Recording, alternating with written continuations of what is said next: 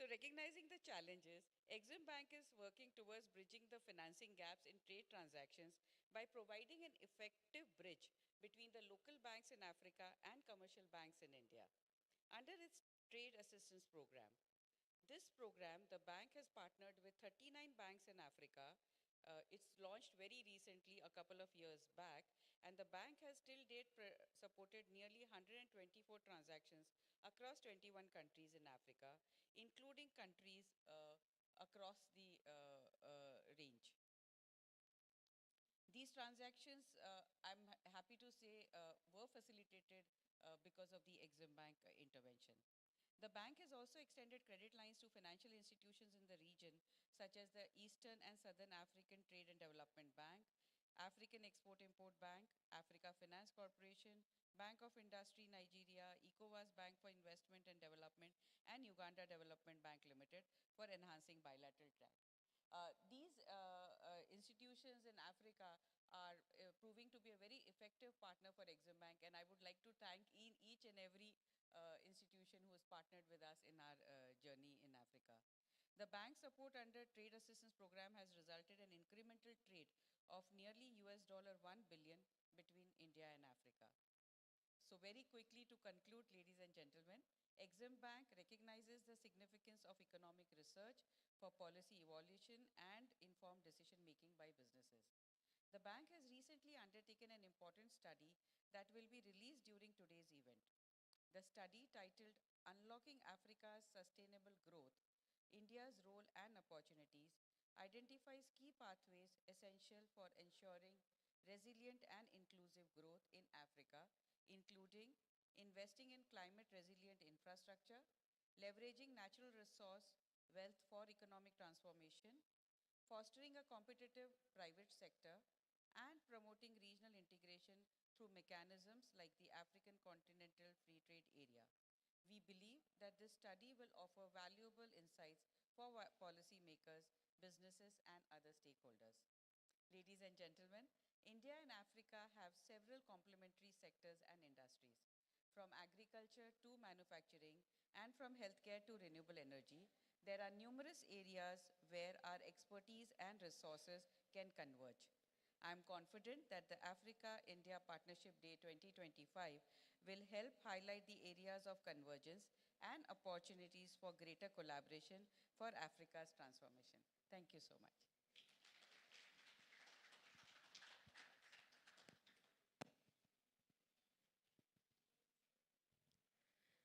Thank you, Madam. With those inspiring words, and it beautifully captured the spirit of this enduring partnership. Ladies and gentlemen, as we gather here to honor the spirit of collaboration between India and Africa, we warmly welcome Mr. Usman Fall, Director of the Industrial Trade Development Department, AfDB. Mr. Fall leads AfDB's initiatives to promote industrialization and regional development integration across Africa. With his expertise in economic development and strategic policy, he plays a pivotal role in shaping the continent's industrial growth and developmental agenda. Sir, over to you to deliver your welcome address.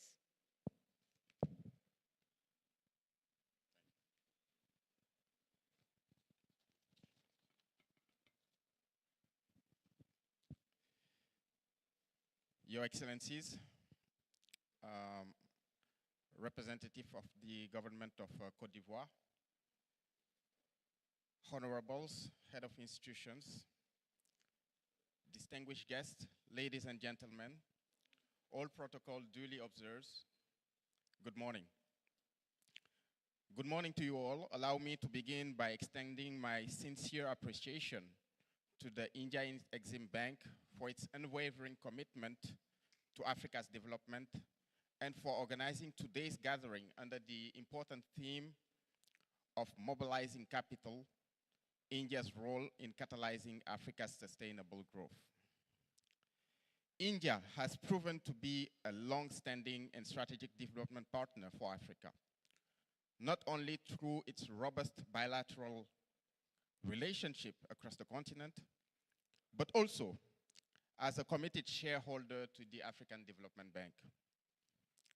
Since joining in 1983, India has supported all general capital increase of the bank and remains actively engaged in critical areas, including health, energy, digital inclusion, trade, and agribusiness.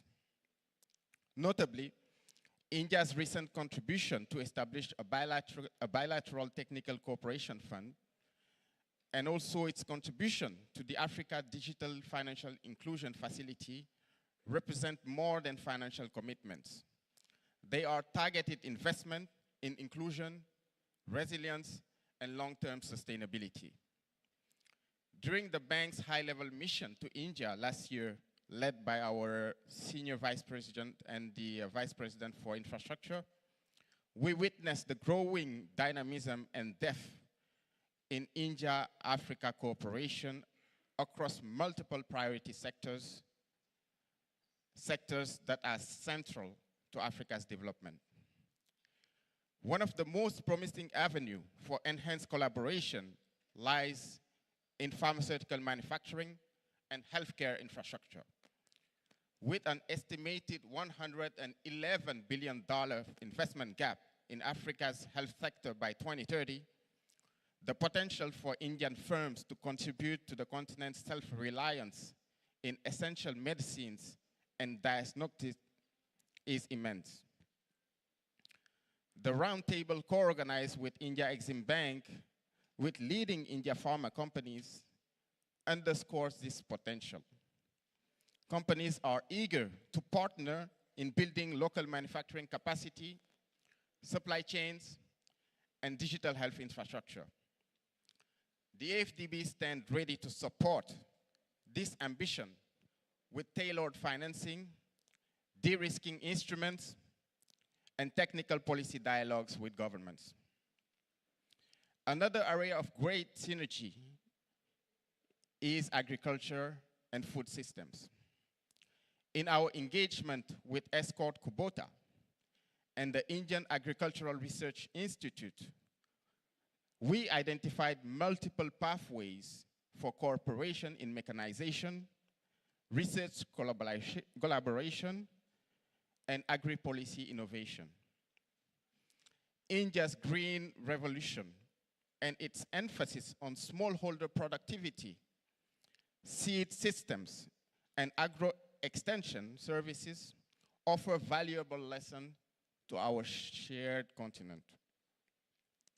We are actively exploring mechanisms to connect India Agri-Research Institution and private actors with African public and private stakeholders to advance food security, value addition, and rural livelihood. Africa's long-term sustainable growth hinges on the successful acceleration of industrialization, digital transformation, and youth empowerment.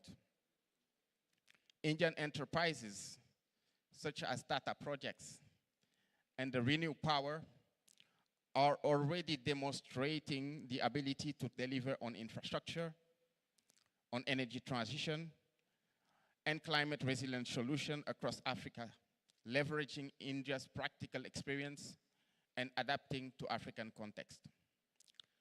In parallel, digitalization, whether in financial inclusion, public health, or trade logistics, will be critical to unlocking productivity and resilience.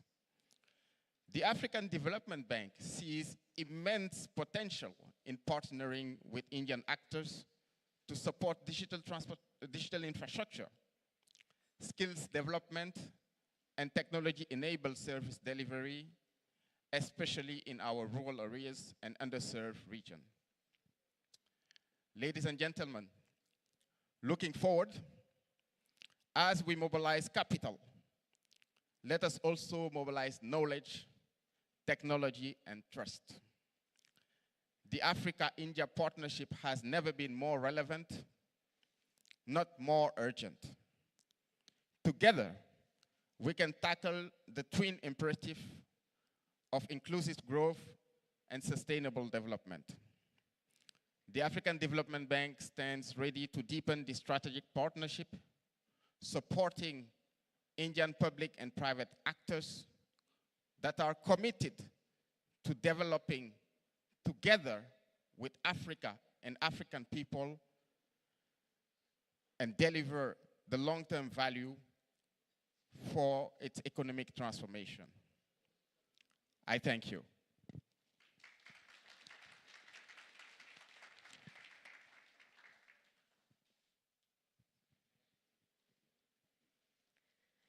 Thank you, sir, for your inspiring remarks. It eloquently reflected the great potential what companies have in Africa and to strengthen this partnership. With this, now we move on to our next set of session, which is basically our guest address. We now are transitioning to this highly anticipated session, which features eminent thought leaders from Africa and India, where distinguished dignitaries from both regions will share their insights and perspectives. To begin with, to speak on the theme Mobilizing Capital, the Way Forward Towards Inclusive Growth, it's my privilege to invite Mr. Vivek Saraswat, General Manager and Board Member of the Tata Africa Côte d'Ivoire. A huge round of applause.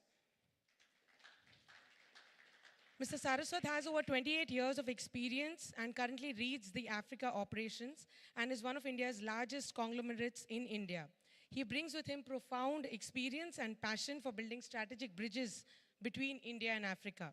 Welcome, sir. Thank you. Excellencies, honorable ministers or their representatives, governors of African Development Bank, distinguished guests, ladies, gentlemen, and friends.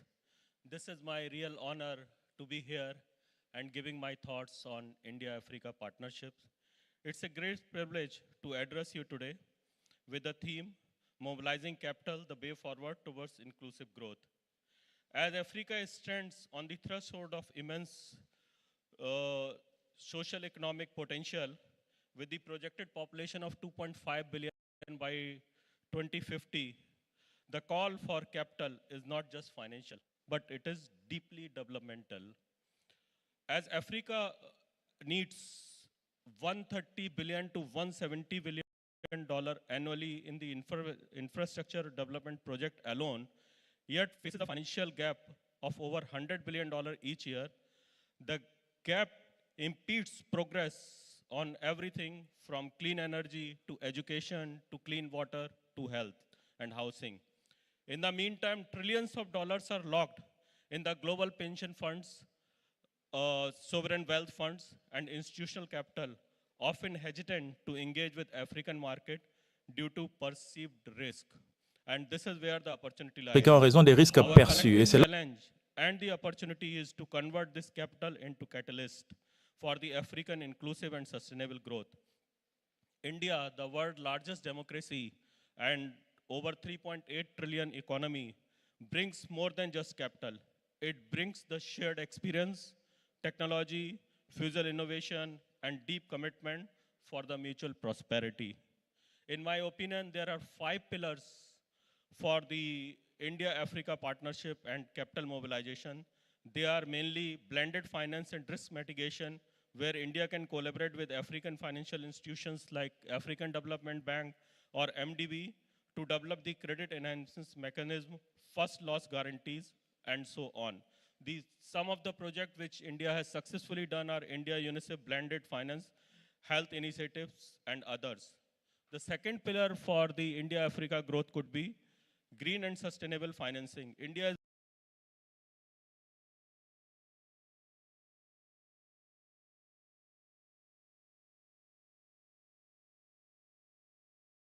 resilience infrastructure, solar energy, and sustainable cities. The third pillar could be strengthening the MSSCs and women enterprises. India's experience on Mudra Bank and self-help groups can be adopted African ecosystem to ensure inclusive financial reaches last mile enterprise, especially women, youth, and informal sector. Digital financing is one of the other pillar where Africa can learn from India. Very successful UPIs where this has been launched in Singapore, UAE, and other countries. The African fintech ecosystem can accelerate the financial inclusion and cross-border trade. The last and the fifth pillar is infrastructure and connectivity. I think this is the pillar where Africa has focused most with India, and Tata, where I represent the company, is one of the beneficiary of that. That we have gone a lot into mobility, water supply project, transmission and others, but there is a lot of scope into the other sectors also. For India, the growth in certain sectors is not just mere metrics, but this is more than the development of skill and technology. In conclusion, I can say India, Africa are natural partners.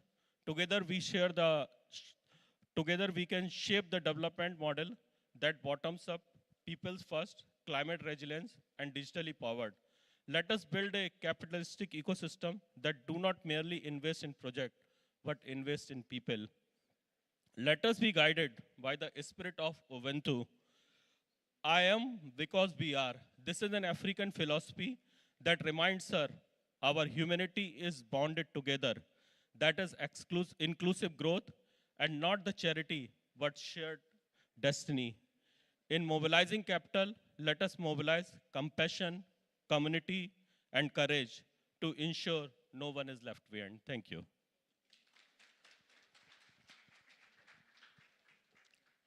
Thank you, sir, for your valuable insights and the personal message. With this, we move on to our next guest speaker. It's my privilege to invite Ms. Natsin Mete, Executive Director of the African Development Bank, to deliver an address on strengthening South-South cooperation between India and Africa through developmental financial institutions.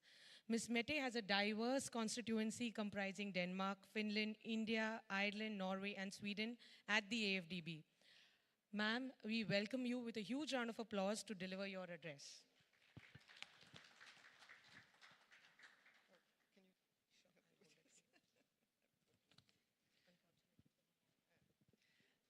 Thank you very much.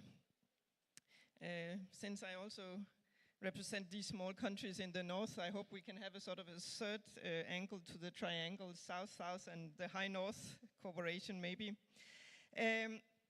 Esteemed representatives of the government of India and India Exim Bank, high-level representatives of the African Development Bank, distinguished representatives of governments and the private sector, ladies and gentlemen.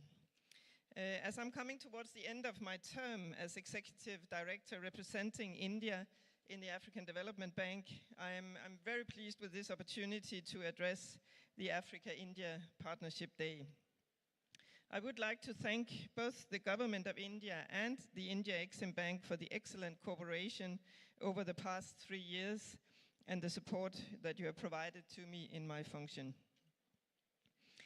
This year's Partnership Day, as well as the annual meeting of the AfDB, takes place at the backdrop of a geopolitical situation characterized by a high degree of uncertainty and volatility.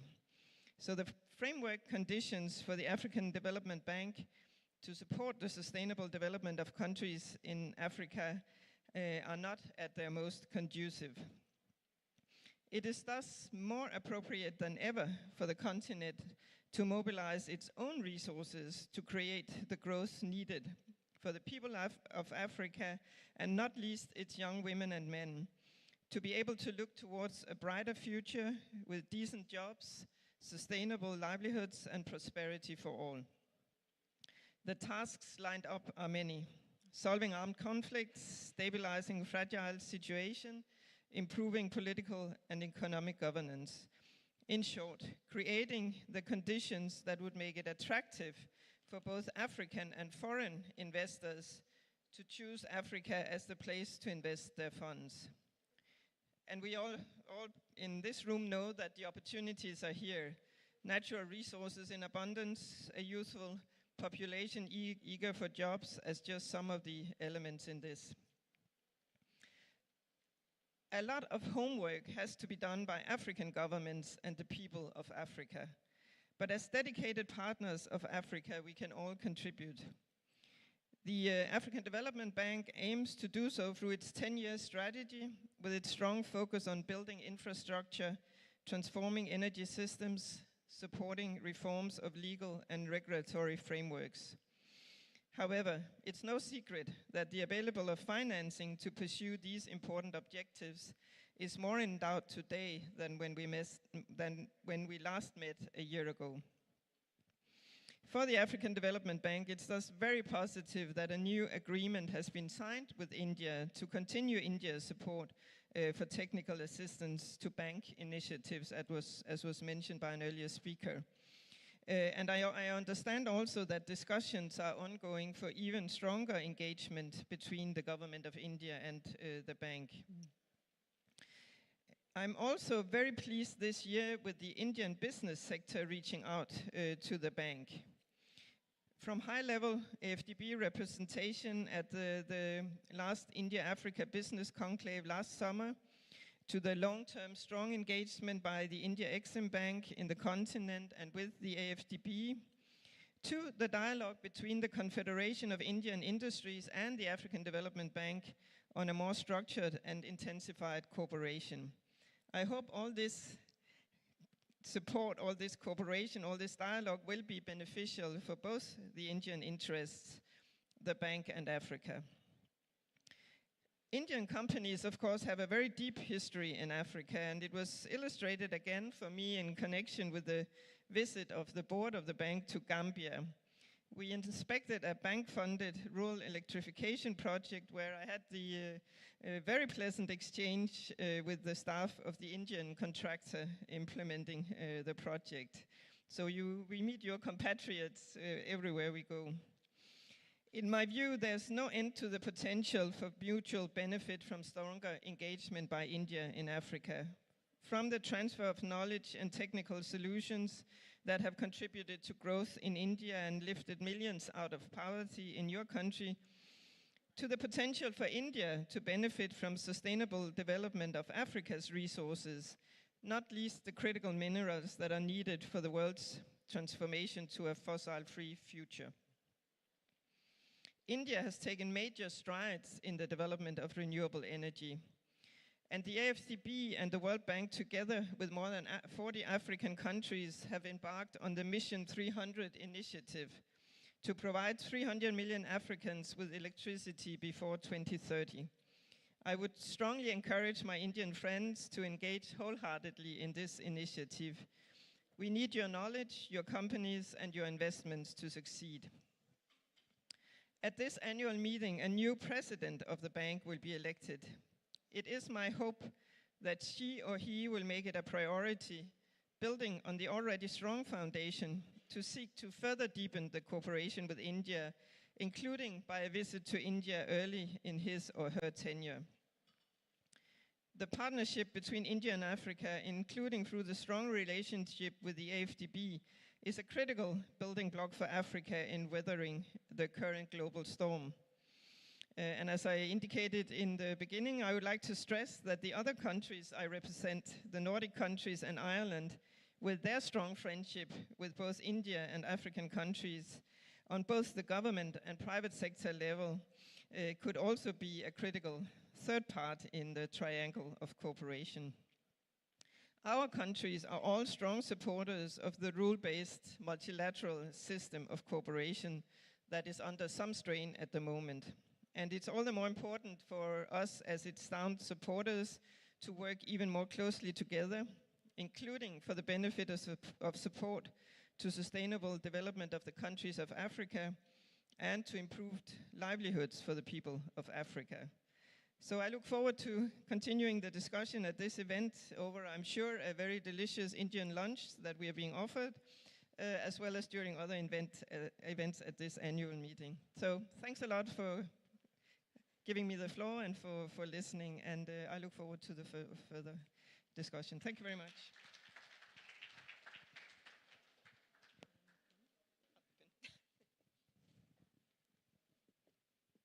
Thank you so much, madam, for the deep personal message. We certainly are going to miss you next year, but we look forward to your continued support.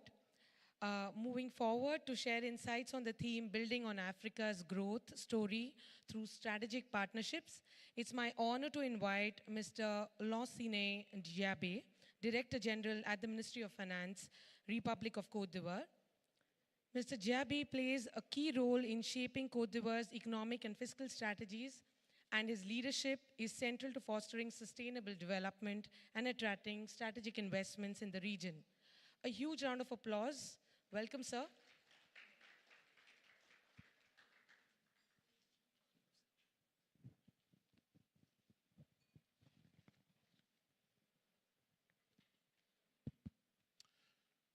Good morning, everyone. I'm sorry, but I have to do this in English. For those who need translation, I believe you have headphones on your table, so if you could put them on, please. Sorry, in French I meant. So a few seconds for you to put your headphones on.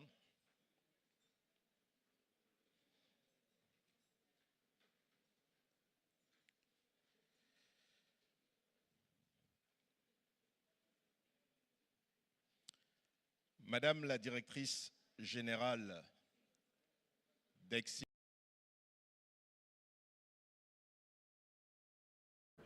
representatives of international institutions and multilateral institutions, distinguished guests.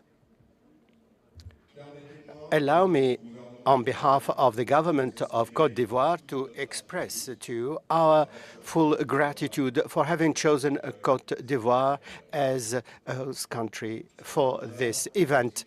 It is an honor and a responsibility that we are fully proud of. Today, I'm taking the floor to talk about a partnership which we consider structuring, strategic, and promising. The partnership between India and Africa and the partnership between India and Côte d'Ivoire. What we tend to forget is that India and Africa share more than economic interests. We share a history of aspirations for the social development of our populations and invaluable cultural richness. It is this common heritage that makes our cooperation so special. Our precious partnership for the development of Côte d'Ivoire started in 2005 with $495 million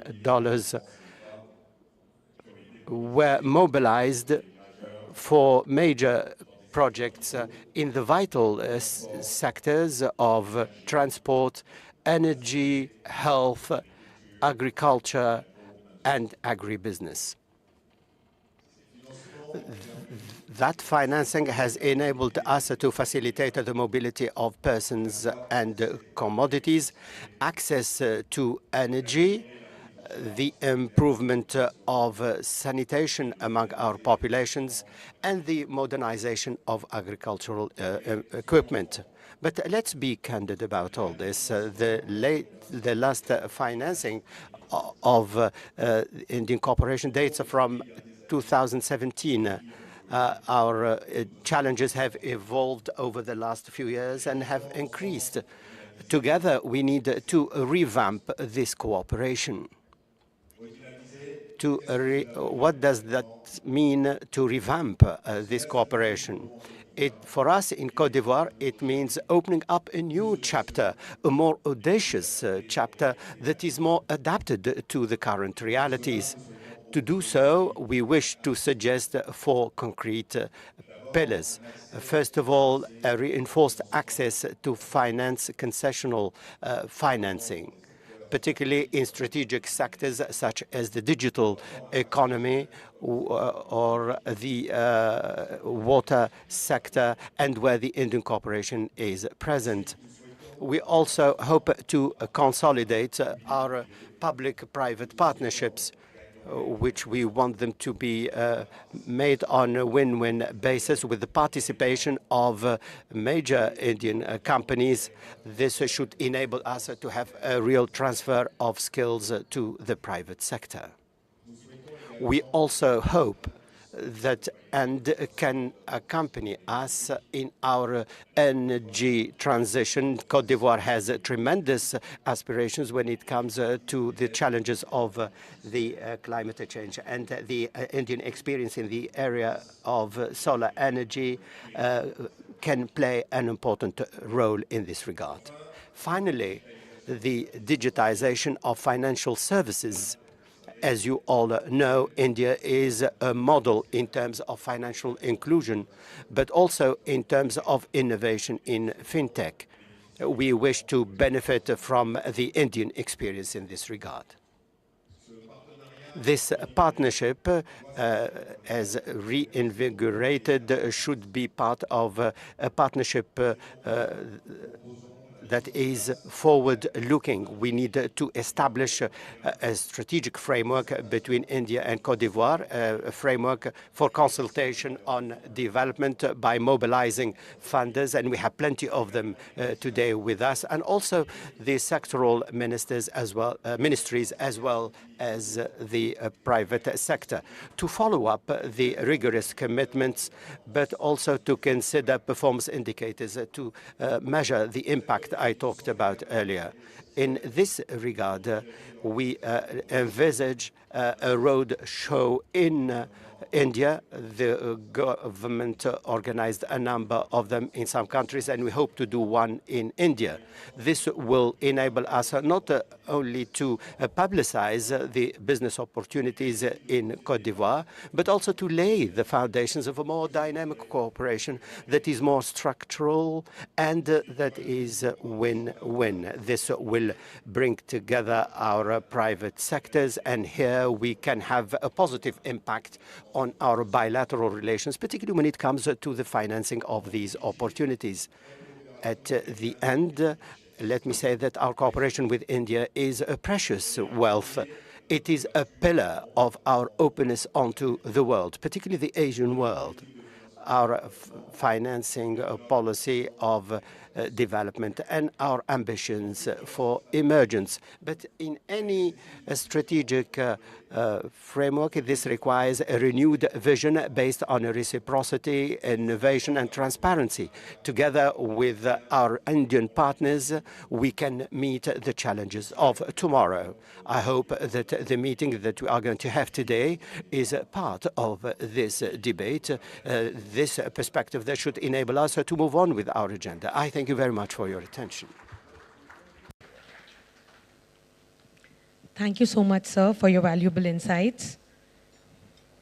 To speak on the theme, Building a Shared Developmental Agenda, it's my distinct honor to invite Dr. Rajesh Ranjan, Ambassador of India to the Republic of Côte d'Ivoire. A seasonal diplomat and an advocate of South-South cooperation, Dr. Ranjan has been instrumental in deepening India's strategic and developmental agenda in Africa. We welcome you, sir. A huge round of applause for sir, please. Thank you. Namaskar, and good afternoon to you all. Your Excellencies, distinguished guests from the Government of Côte d'Ivoire, representative of African Development Bank, officers from Government of India, and the officers from Export-Import Bank of India, esteemed member of civil society, private sector partners, and friends of Africa and India. A very good afternoon to you all. It is a profound honor to address you today at the India-Africa Partnership Day, a cornerstone of African Development Bank 2025 annual meeting. As we gather in Abidjan under the theme Making Africa's Capital Work Better for Africa's Development, we are reminded of immense potential that lies in our shared vision for prosperous, inclusive, and sustainable future. Today, I will reflect on India's role in mobilizing capital to catalyze Africa's sustainable growth and the importance of building a shared development agenda that empowers both our regions to thrive in a rapidly changing world. Africa and India share a historic bond rooted in our common struggle for independence, our commitment to mutual respect, and our shared aspiration for progress. With a combined population of nearly 2.8 billion, our regions represent a dynamic force for global economic transformation. India, as Africa's third largest trading partner, with bilateral trade reaching 103 billion in 2023, has emerged as a trusted ally in unlocking Africa's vast potential. The Export-Import Bank of India has been a linchpin in this partnership, extending over 12.37 billion line of credit to 42 African countries for 200 projects as of 2024. These investments have supported transformative initiatives in infrastructure, agriculture, healthcare, and technology sectors critical to sustainable growth. From building roads and power plants to establishing digital networks like the Pan-African e-network 20 years ago, India contributes aligned with Africa's priorities, fostering local capacities and creating opportunities for millions. Yet the challenges before are immense. Africa faces a financing gap of 345 billion to meet the SDGs, compounded by rising debt burdens and global economic headwinds. India's model of development cooperation offers a compelling pathway forward.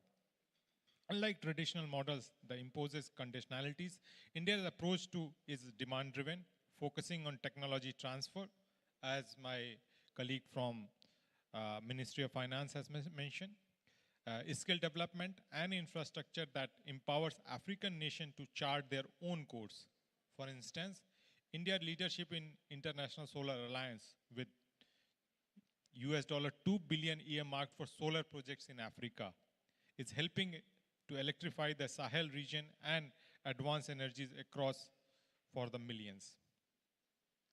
Moreover, India's private sector is stepping up. Indian companies in pharmaceutical, telecommunication, and agriculture are investing in African markets, creating jobs and fostering innovation. The Exim Bank soft loans further strengthening financial linkages by mitigating risks for African banks, enabling SMEs to thrive in sectors like agriculture and trade. These efforts align with AfDB mission to mobilize Africa's capital, human, natural, and financial for transformative impact. As we look ahead, India is committed to deepening this partnership. We must leverage innovative financing mechanisms such as blended financing and green bonds to unlock the 2.3 trillion sovereign wealth funds, pension and insurance assets, as mentioned by Tata in his speech. By co-investing in climate-resilient infrastructure, digital transformation, and green energy, India and Africa can turn billions into trillions, ensuring the sustainable growth that benefits our people and protects our planet. Our partnership is not just about capital, it is about shared values and shared vision. Africa's Agenda 2063 and India's Amrit Kal vision for 2047 both aspire to inclusive growth, technological advancement, and global leadership. To build a shared developmental agenda, we must focus on three key pillars: human capital, technology, and equitable partnership. Let me start with the first, human capital. It's a heartbeat of our progress. Africa's youth population and India's skilled workforce are our greatest asset. Through initiatives like India's iTech program, which has trained over 200,000 African professionals, we are equipping young Africans with the skill to lead in agriculture, IT, and healthcare. Collaborative projects such as India's support for institution building and scholarships are fostering a generation of African innovators who will drive sustainable development. Second, the technology is a bridge to our future. India's digital revolution, exemplified by innovations in mobile banking and e-governance, offers a lesson for Africa's digital transformation. The Pan-African e-network connecting 54 African countries to India for telemedicine and teleeducation is a testament to our shared commitment to harness technology for development. As India builds its digital infrastructure, India stands ready to partner in areas like artificial intelligence, cybersecurity, and renewable energy technologies. The equitable partnership are the foundation for our agenda. India's development cooperation is guided by African priorities, ensuring that our collaboration liberates potential rather than constrain it. The India-Africa Partnership Day is a tradition since 2013, embodies this spirit of mutual respect. By aligning with the AfDB's high fives, power, feed, industrialization, integrate, and improve quality of life, we can amplify our impact, ensuring that Africa's capital works better for its people.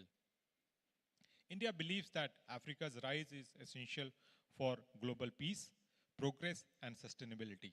Our approach is guided by the philosophy of Vasudhaiva Kutumbakam, that is, world is one family, and Sabka Saath, Sabka Vikas. Together with all, development for all. As we face common challenges, from climate change to food security, from pandemics to financial inclusion, India remains ready to stand with Africa in solidarity and action.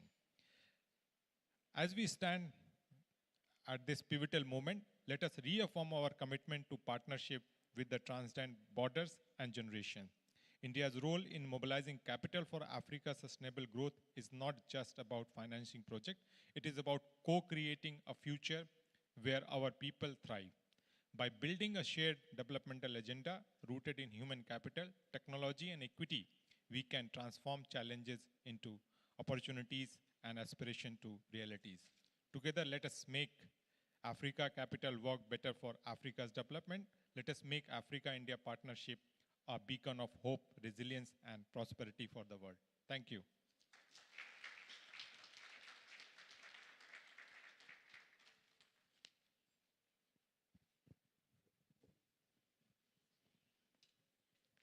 Thank you, sir. A huge round of applause for all our 4 guest speakers, please. I would now like to invite our Managing Director, Ms. Harsha Bangari, our 4 guest speakers, Mr. Saraswat, Madam Mete, Mr. Jiabi, as well as Dr. Ranjan, to release the Exim Bank publication on stage, please.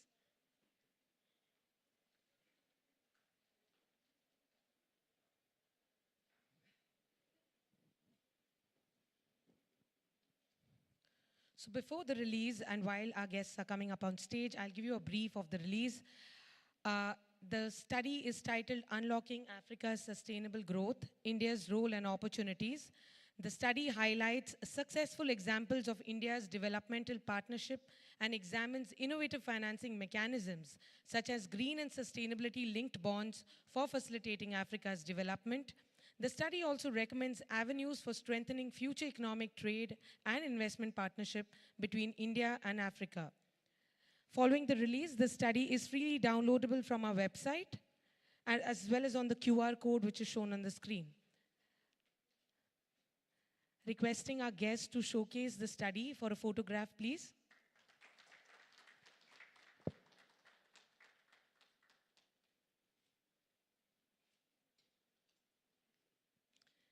Thank you, dignitaries.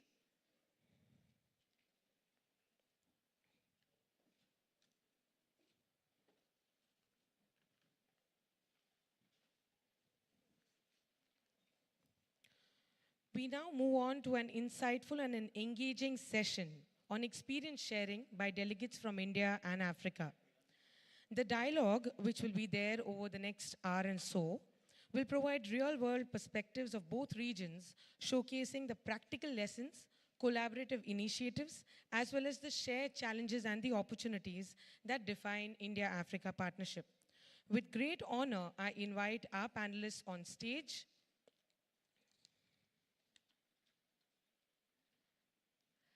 Mr. Admasu Tedese, Group President and Managing Director of Trade and Development Bank. A widely respected leader in Africa finance, Mr. Tedese has been instrumental in expanding TDB's impact across the continent through innovative trade and development financing mechanisms. Sir, we welcome you on stage, please.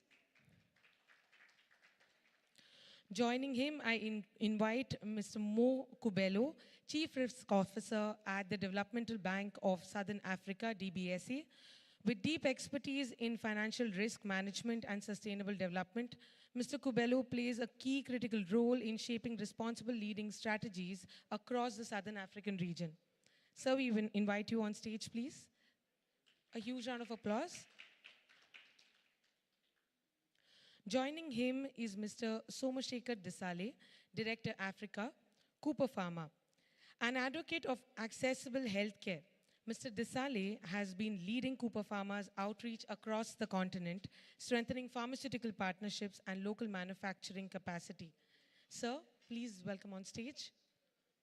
A huge round of applause, please.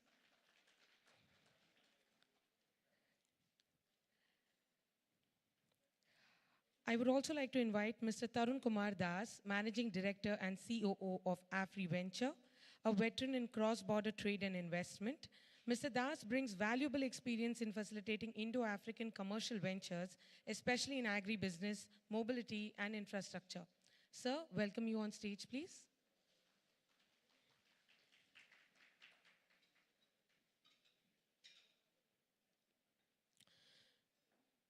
With this exceptional panel to moderate this discussion, we are pleased to welcome Mr. Vikramaditya Ugra, Chief General Manager, India Exim Bank.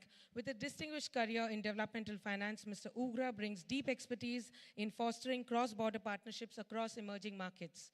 A huge round of applause for the panel discussion, please.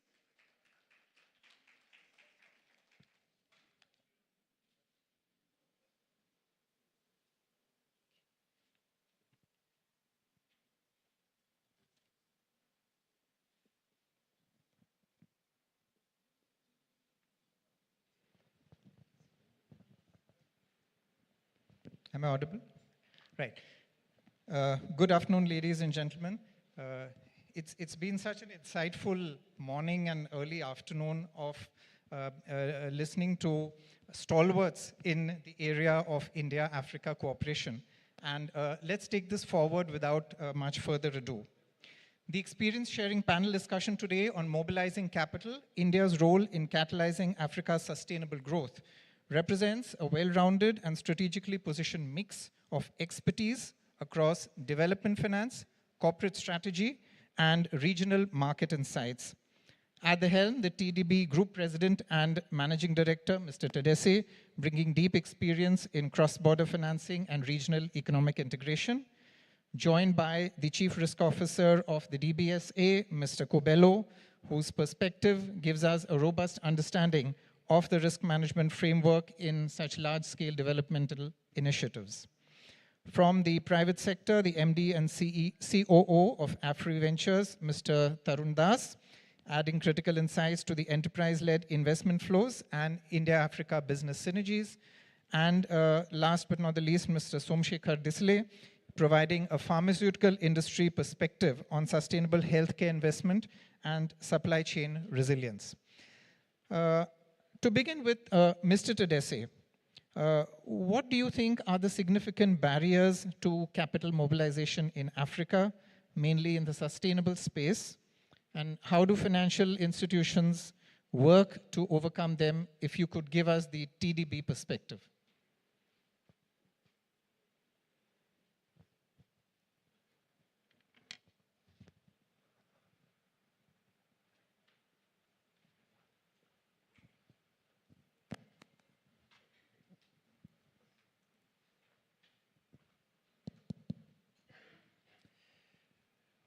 Thank you, Mr. Moderator. Good day to everybody. Very pleased to be here on this, this thematic discussion that we've had every year at the AGMs of the African Development Bank.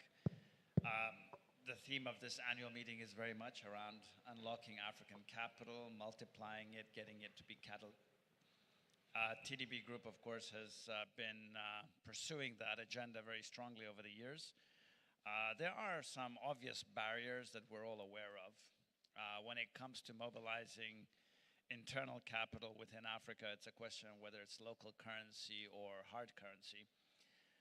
If you're financing equipment or financing certain contracts and you need hard currency, then you need to mobilize, obviously, the same kind of currency.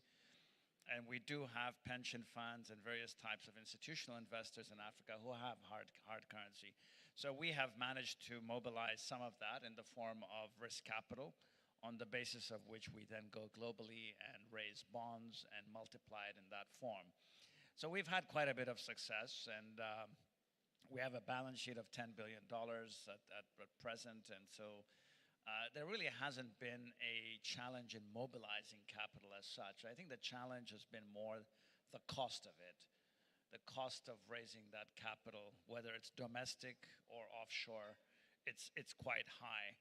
And part of it, of course, is global macros, which none of us have control over. But there's also an aspect around ratings, which is a very tricky area.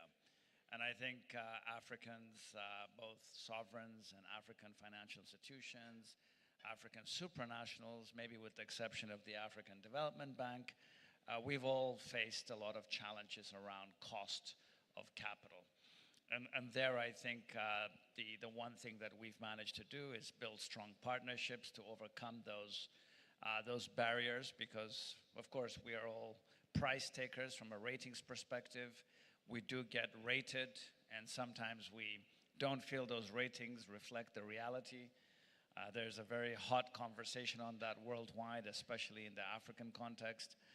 But for us, we've managed to build very strong partnerships with highly rated partners outside of Africa who've worked closely with us to enable us to access lower cost funding on the back of credit enhancement structures. So that's been a very successful way of overcoming some of these barriers and constraints that we have.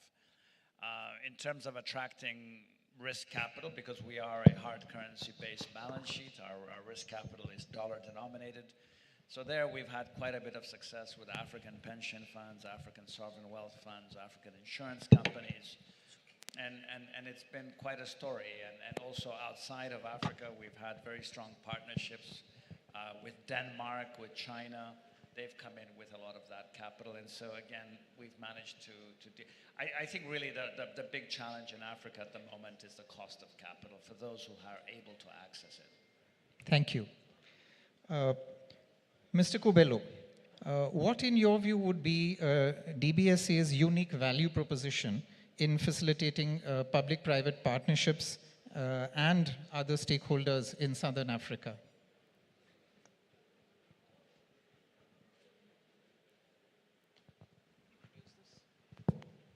Seems to be working.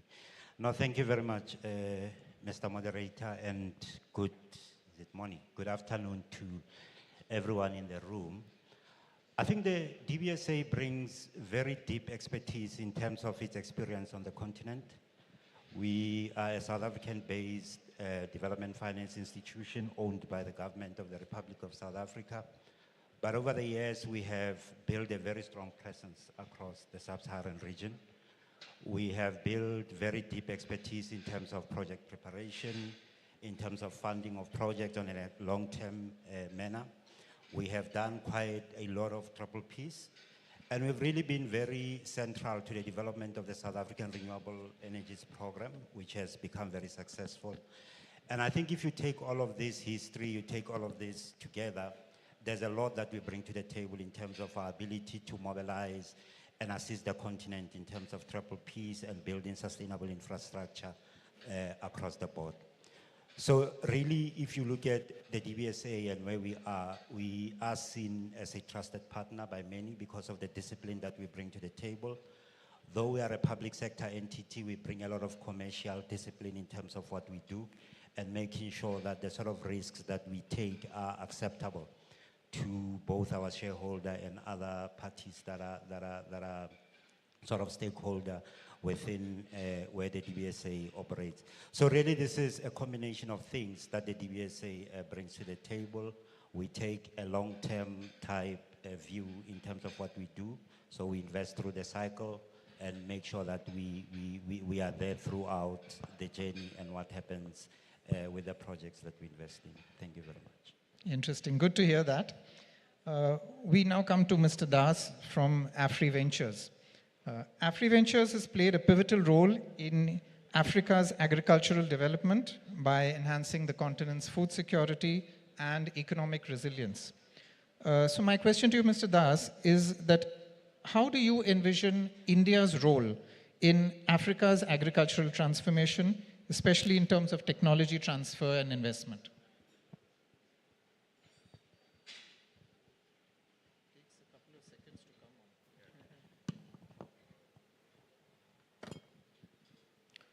Good afternoon. Thanks a lot for having me here. Well, for me, for any Indian group or for any Indian business entities, the first characteristics what I see is most important in Africa is the entrepreneurship and really the adaptability. So even our group, this Kevalam Chandrai group, I can say about 200 years back, somebody came with a lot of printed clothes landed on West African shores just to sell them. And thereafter, they have established the largest textile mills in sub-Saharan Africa. And then from textile to many other businesses from one country, African, Nigeria, to many other countries. And it has given birth to companies like Olam International, and there are many, many. So it is just the traditional entrepreneurship that is very important, and that has demonstrated. See, what we have done is any investment we look at it, that whether really we are contributing towards the food security of that place, that country, whether really we are working for reducing the whatever technology supports we do, reducing the human drudgery, especially the women empowerment. The women folks are the primary 50% of the people who are really works on the agriculture front. So definitely for them. And whatever the local import substitutions we can do. See, many of these African countries are primarily import-driven economy, whether it's a edible oil, whether it's a rice, whether it's any other, those types of crop. So we try to see that really the import substitution, whether really we can do that. As far as technology transfers are concerned, what we have demonstrated and developed is that first we started with the outgrowers contract farming. It is more than 50,000 farm families who are working in Nigeria for growing cotton. Thereafter, in soybean in many other countries, cashew nut in different places, and even sustainable cocoa production in different countries. So these are the areas we have done. If we see that really the mechanization part, Indian companies like Mahindra Tractors, Sonalika, there are many other, TAFE. These are the tractor companies have really come in. Really, they have given the value for money, rough, tough machines, which is very easy to maintain by this African condition. If you see in any African villages, you will see a couple of tractors are just rotting there. Why? There is no maintenance, they can't do it. So basically, if we can see that we can not only bring those machines, bring those technology, train these people, and we can start assembling of these units, that definitely would help, which we have demonstrated in Nigeria, Cameroon, Ivory Coast was working that actually. We have done it in many other countries. Then if we see really little bit of precision farming and digitization.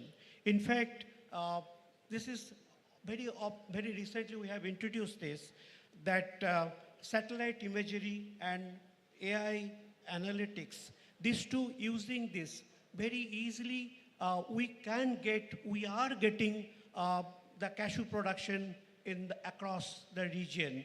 Even the local government wise, we can say. Even the shea nut production, across 2,000 kilometers in the entire, from one country to the others, we can identify. We can identify the So these are the technology which has been really practiced in many countries here, and we're doing it. And definitely I believe that Africa is definitely blessed with so much of potential. All of us, we have talked about it, resources. So really, with a little bit of investment, it may not be the venture capital investment, it may be the impactful investment. So that investment can definitely would help to make this is a good production base. So this is, I believe, it is Africa's time, not only towards contributing to the food security of Africa, but whole world is looking at Africa for their food. I get so many calls for doing kind of, even Saudi Arabia, many places, the kind of production base in this country. So I think these are the things what we have in mind at this point of time. Thank you. Thank you, Mr. Das. We now come to Mr. Disley, who is from Cooper Pharma. Cooper Pharma plays a significant role in Africa's healthcare development through strategic investments, local manufacturing, and international collaborations. Mr. Disley, we all say that India is known as the pharmacy of the world, but penetration into Africa often faces all kinds of hurdles, regulatory, logistical hurdles, trust-related challenges. So what, in your view, does the Indian pharma industry have to do to deepen its footprint in Africa? Okay. So first of all, thank you very much, Mr. Vikramaditta. Good afternoon, all. Before coming to your point, I would like to highlight some fact and data regarding Africa. We know that in Africa, we are more than 50 plus countries, around 1.5 billion population, people are on ground in Africa. So if you see the Africa dependency on medicines, which is on importation, they do a lot of importation, which is 70 to 90% of the medicines coming from outside Africa, from Europe, India, and other part of the globe. So if I consider this as a current position, and if I compare with the local capacity, we have a local capacity which is addressing only 10 to 30% of our medicine requirement in market. So there is a huge development area where Indian pharmaceutical industry and India can be a great partner for Africa. So coming back to your point, definitely you say pharmacy, India is a pharmacy of the world. This word comes from our robust manufacturing facilities. We have generic products which we manufacture, which is really, if you compare with the globe, which is really numbers. We also have a cost-effective manufacturing facilities in India. We have more than 4,000 manufacturing companies in India who supplies medicine to the world. So we have this capacity, we have this potential, and this partnership can fulfill with Africa. So addressing the point how we can address this issue with Indian strength and development aspect. So I feel first point is strengthening the partnership locally, to have a local cooperation with local partners, have a manufacturing site. We can produce locally and we can supply locally to have a reduction in logistic cost. Also, we can reduce the dependency on importation. So that I can see a first point of area of approach we should done. Second, I feel regularization of what you call regulatory harmonization. In Africa, we have less than 50 countries, so every country have their own different regularization, so or regulatory requirements. So India can approach and collaborate with these regulatory bodies, and we can have a common discussion and mutual framework to address the regulatory related problems, like fasten the regulatory registration process, bring the products to the market as early as possible because it's a need of the market. Third point I would like to highlight here is supply chain infrastructure. You will believe that in Africa we need a supply chain structure. In India, with the large population, we have established a successful distribution system. So that concept, if we build to if we are bringing to Africa like regional hub can be a concept of having some countries like strategic countries like Kenya, Ivory Coast, Morocco, or Nigeria, where we have a regional hubs for a distribution.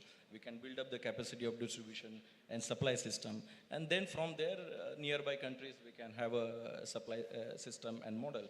So it will reboost, I can say, a supply chain model for Africa with the help of India. And to support that, I think so technology is the best option. And I believe this technology like traceability of medicines. We have issues in Africa like medicine, fake medicine, counterfeit medicine. So we can use the technology also here with the help of Indian technology companies and have a special system for tracing the medicine for both the parties, India as well as Africa, to have a control on medicines, and it is beneficial for our good faith.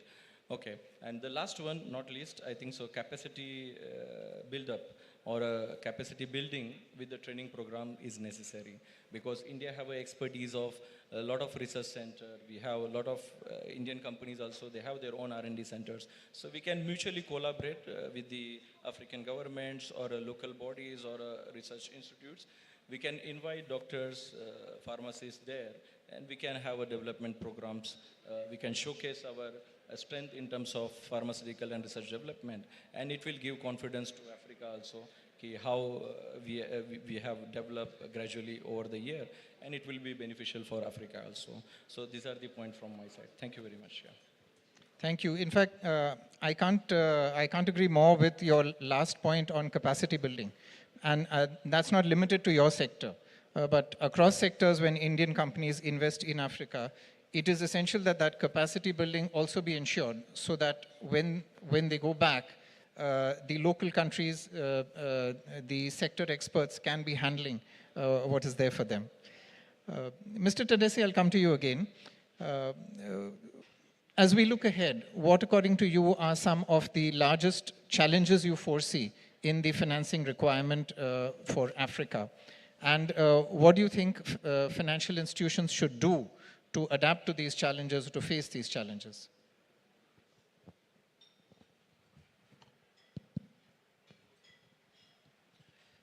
Thank you for the question.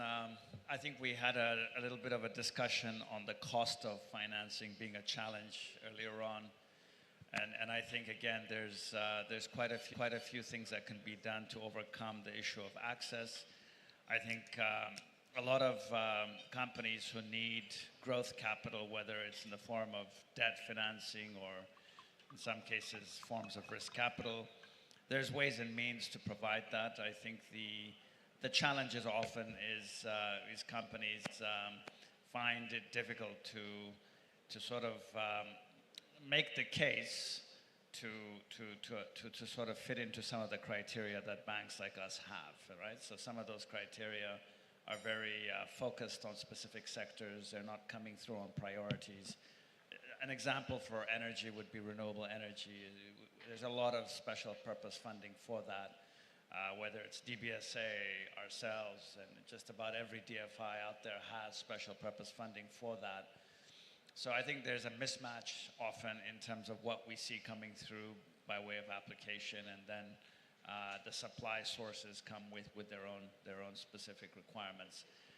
But just generally, risk capital is always a problem. I think we find that a lot of companies are not adequately capitalized. So I think companies that are coming in from India, if they have enough of that kind of capital on their balance sheets, they're very well positioned to be able to attract debt financing from African-based financiers.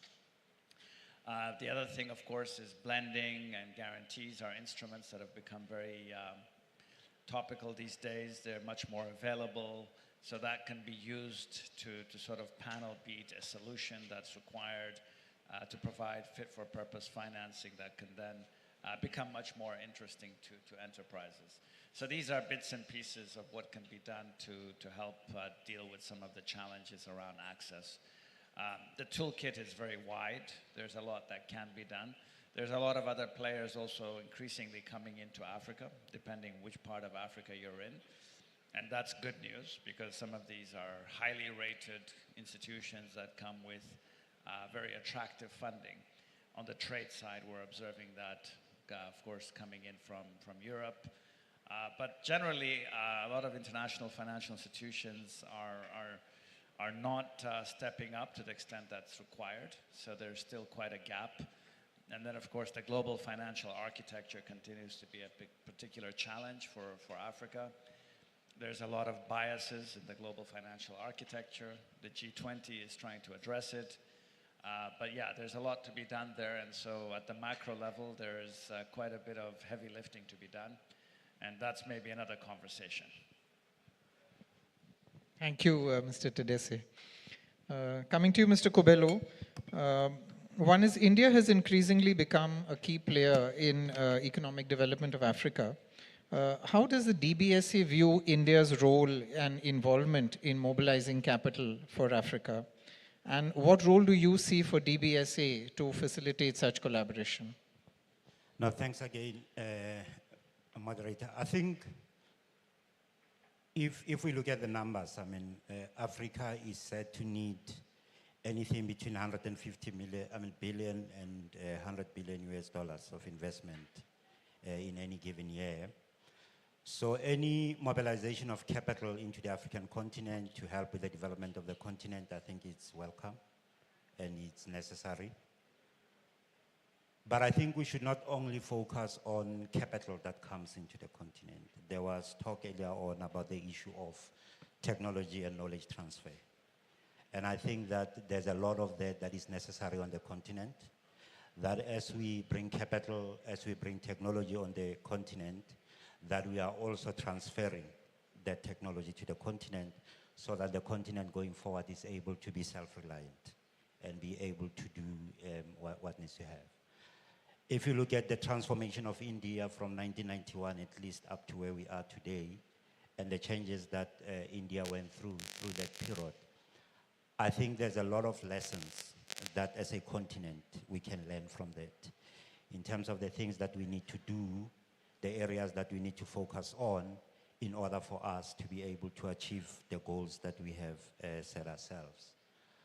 I think there are very many similarities between India and the continent. If you look at the size of the population, if you look at the advantages that we have in terms of youth, if we look at how India is able to use its natural wealth to build India as a country, the investments that we have seen in STEM, in skills development, in young people, and really developing a very competitive labor force within India. I think there's a lot of that we can take from India on the African continent and say, how do we invest in the right places to make sure that if we look back a couple of years from now, where the continent is and where the continent will be at that point. I think there's a lot that India brings to the table. Therefore, the work that we see India doing in Africa, the participation, trade relations, and all of that, I think it's very welcome. For us as a DBSA, I mean, as I indicated earlier on, we believe in a partnering model. We believe that we have something to bring to the table, and therefore we are always looking for partners that we can work with to be able to achieve the objectives that we have and the sort of the mission of the DBSA. If you look at the DBSA, our mission simply is, on the one hand, is to mobilize resources for economic development and growth, but we also have a mandate to assist with human capital development, human resource development in the areas in which we operate. Therefore, I think there's lots of opportunities for the DBSA through partnerships with Indian companies, Indian financiers, to contribute to the development of human capital, mobilization of capital onto the African continent, and also to take a lot of lessons from what the sort of reforms and structural changes that we have seen India go through in order for India to be where India is. And I really think as a continent, there's massive opportunity for us to achieve the goals that we have set ourselves. A lot has been done, a lot continues to happen, but I think that institutions such as the DBSA, TDB, AfDB, and others, really have a massive role to play in terms of taking lessons that have been learned elsewhere and making sure that those lessons are applied on the continent.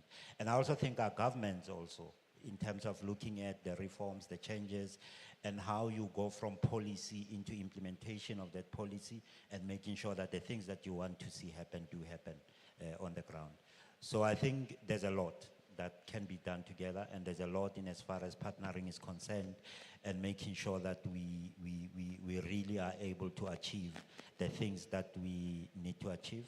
And in terms of the growth, the transformation and the change that we have seen in India since the early 90s to where India is today, I really think there's a lot that Africa can take from those lessons and see how we also focus on those things to make sure that we transform as a continent. Thank you. Well said. Thank you, Mr. Kobelo. Coming now to Mr. Das, what challenges would you foresee in adopting Indian agri-tech models in African contexts, and how can those be mitigated through collaboration? I think most of the challenges are from the financial institutions. I'm a farmer, so I must say that go to any financing institutions in Africa and ask the finance for the farmers. They are very, very, very reluctant.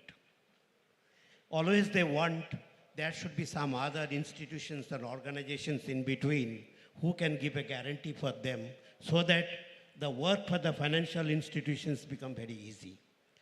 Jokes apart. What the veterans, what we are in Africa, we always say that you must expect most unexpected things in Africa. So it happens always, in the sense that the policies changes so frequently. There is no consistency in most of the countries. There are countries where there is a consistency. I do not want to take the name of the countries. It is something like today the rice importation is allowed. And then we decided, no, never. Let us grow rice. Let us set up the rice processing units. Hundreds of rice mills have come up in the country. And then we say the rice processing importation is allowed. So basically, one thing one should be very, very clear is that any investment in Africa, it must be fundamentally, it has to be viable, not any spot business opportunities. That is number one, I would definitely like to emphasize. The second point is, it is always better to have an asset-light investment in agriculture sector, because so that you have a flexibility, you sync with the government policies. If you need to change, easily you can do that. So these are the few things, and definitely the financing, as I said, it definitely not in terms of your pure commercial interest and that kind of, in most of the countries today, the interest rates are more than 25%, 27%, 28%. I remember in one country it is 30%. I'm sure all of you are aware of the countries. So how do you, one can do the business with 30% rate of interest, and really if you see that, what is the kind of EBITDA you really want?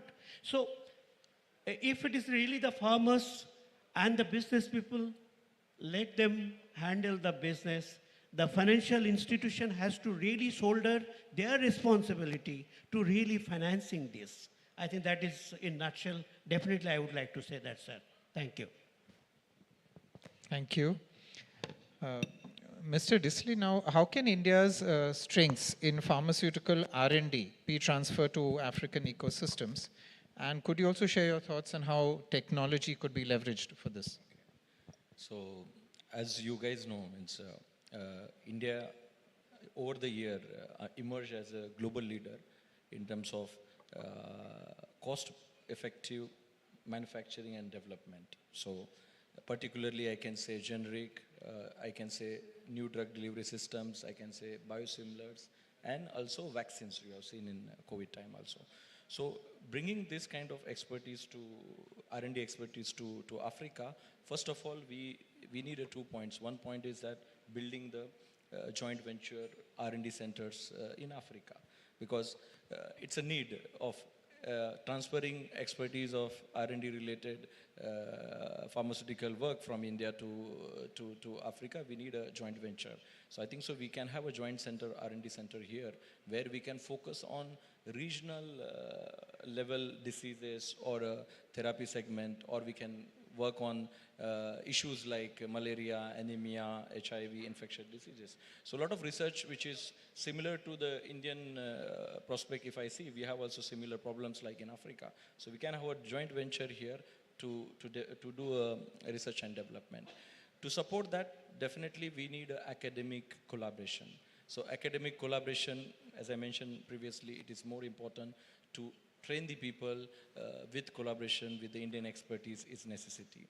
So with these two approach, I can say that it is an opportunity in Africa. Technology, it's an important key role here also, as I mentioned before. In technology, we can use AI or a blockchain system to have a drug traceability or a drug mapping system, which is going to help us to counteract or fight with the counterfeiting medicine or fake medicine issues in the market. Also, it will help us to manage supply well in Africa. So as per my understanding, these two things are R&D or in technology can add value to Africa. Thank you. Thank you very much. Thank you. Mr. Tadesse, I just had a thought. What, in your opinion, could be the suggestive, innovative financial instruments that can enhance cross-border capital flows, and while at the same time emphasizing the importance of fostering trilateral as well as multilateral cooperation?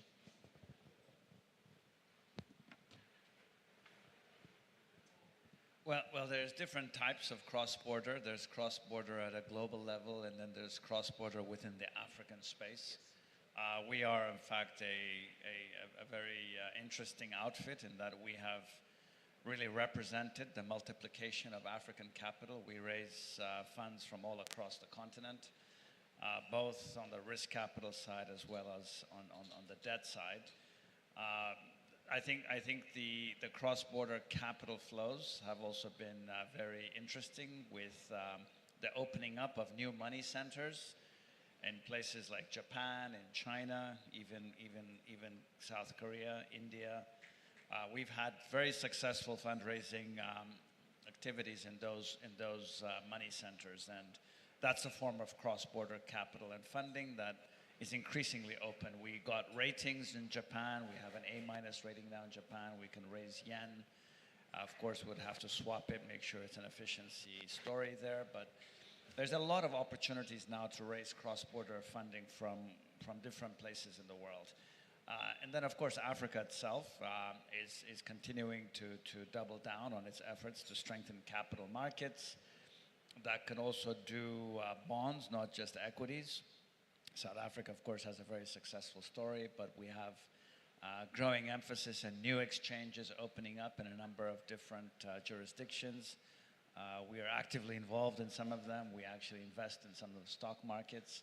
So cross-border financing has many different faces, and there's also an attempt now to build Pan-African exchanges in different ways. The different regional economic communities are pursuing agglomeration approaches so that you can have cross-border exchanges as well. So there's quite a bit happening there. It's just taking a little bit more time than most people would like. But the real pink elephant in the room, whether it's cross-border or domestic or global, it's the cost of capital point that my colleague raised. And I think that is really a red herring, and that's why even banks, actually, it's beyond them because everybody's subject to the macroeconomic environment. So if a AAA-rated government in the OECD world has to pay 4 to 5% to raise its own money, imagine what the rest of us are going to pay to raise that. So we all know that the global macros have been a big problem for the private sector generally, for the real economy. And fortunately, that sort of dragon is being slaughtered. We're keeping our fingers crossed that they will come down. If you look at some of the African markets where interest rates had gone up to the high 20s and 30s that you mentioned, I think they're coming off now in a number of markets. But they've come off on the back of tough love. And the tough love is sometimes, in order to slaughter that dragon, you have to take short-term pain. And hopefully we'll all be able to live in a world where there's more moderation and more discipline, because we are all price takers when it comes to those matters. So yeah, I'm keeping my fingers crossed that we'll be able to pass on better terms to our borrowers, not just on the back of better macros, but also on the back of better partnerships. And so there's a lot of exciting partnerships that are growing with the rest of the world. I think African financial institutions have a lot of capacity, but we have to find innovations to bring down that cost. And there's a number of ways of doing that, but maybe we'll leave that for another conversation. Thank you, thank you. We keep our hopes alive and positive. Mr. Kobelo, we'd like to hear your insights on how financial institutions can mitigate risks when they are investing in Africa, mainly in sectors like infrastructure, and that includes telecom. No, thanks again. Yeah, I think, the one question that we need to answer is the question of what drives our perception of risk, right, when we go into an investment and that. There's also a question of the time frames that we use to look at the investments that we make and the projects that we invest in. There's some research, I think, that was released sometime last year, if not earlier, by Moody's, that actually show that the level of default on African projects, particularly in the infrastructure space, are not different from many other regions globally. So you sort of get similar levels of default that you see in other markets, especially in emerging markets. And this is very specific, particularly to infrastructure, and when you are investing in infrastructure. And this starts opening up the conversation around the cost of capital and how much we pay for the capital that we raise, and therefore what we give to the borrowers and investors in these projects.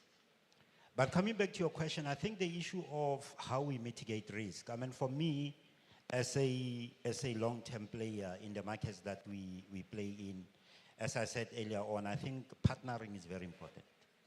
That we're not just coming in to maximize our returns and walk away, but that we invest in projects that make an impact, that have the right backing from particularly the governments in countries in which we invest, but also that we look at various instruments that are available to us in terms of how we invest.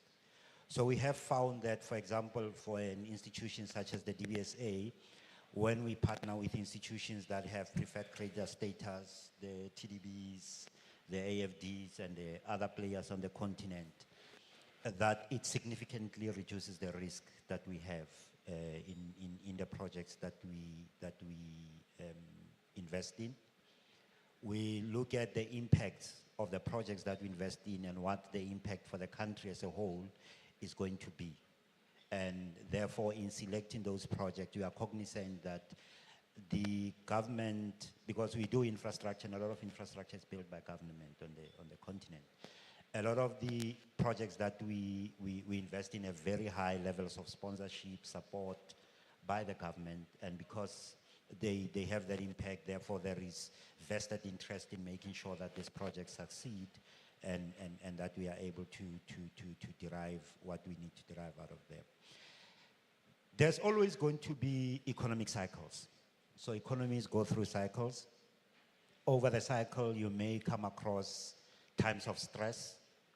Right now we talk a lot about the debt sustainability on the continent, and there's a lot of work that is being done to try and resolve some of the debt issues that we have on the continent.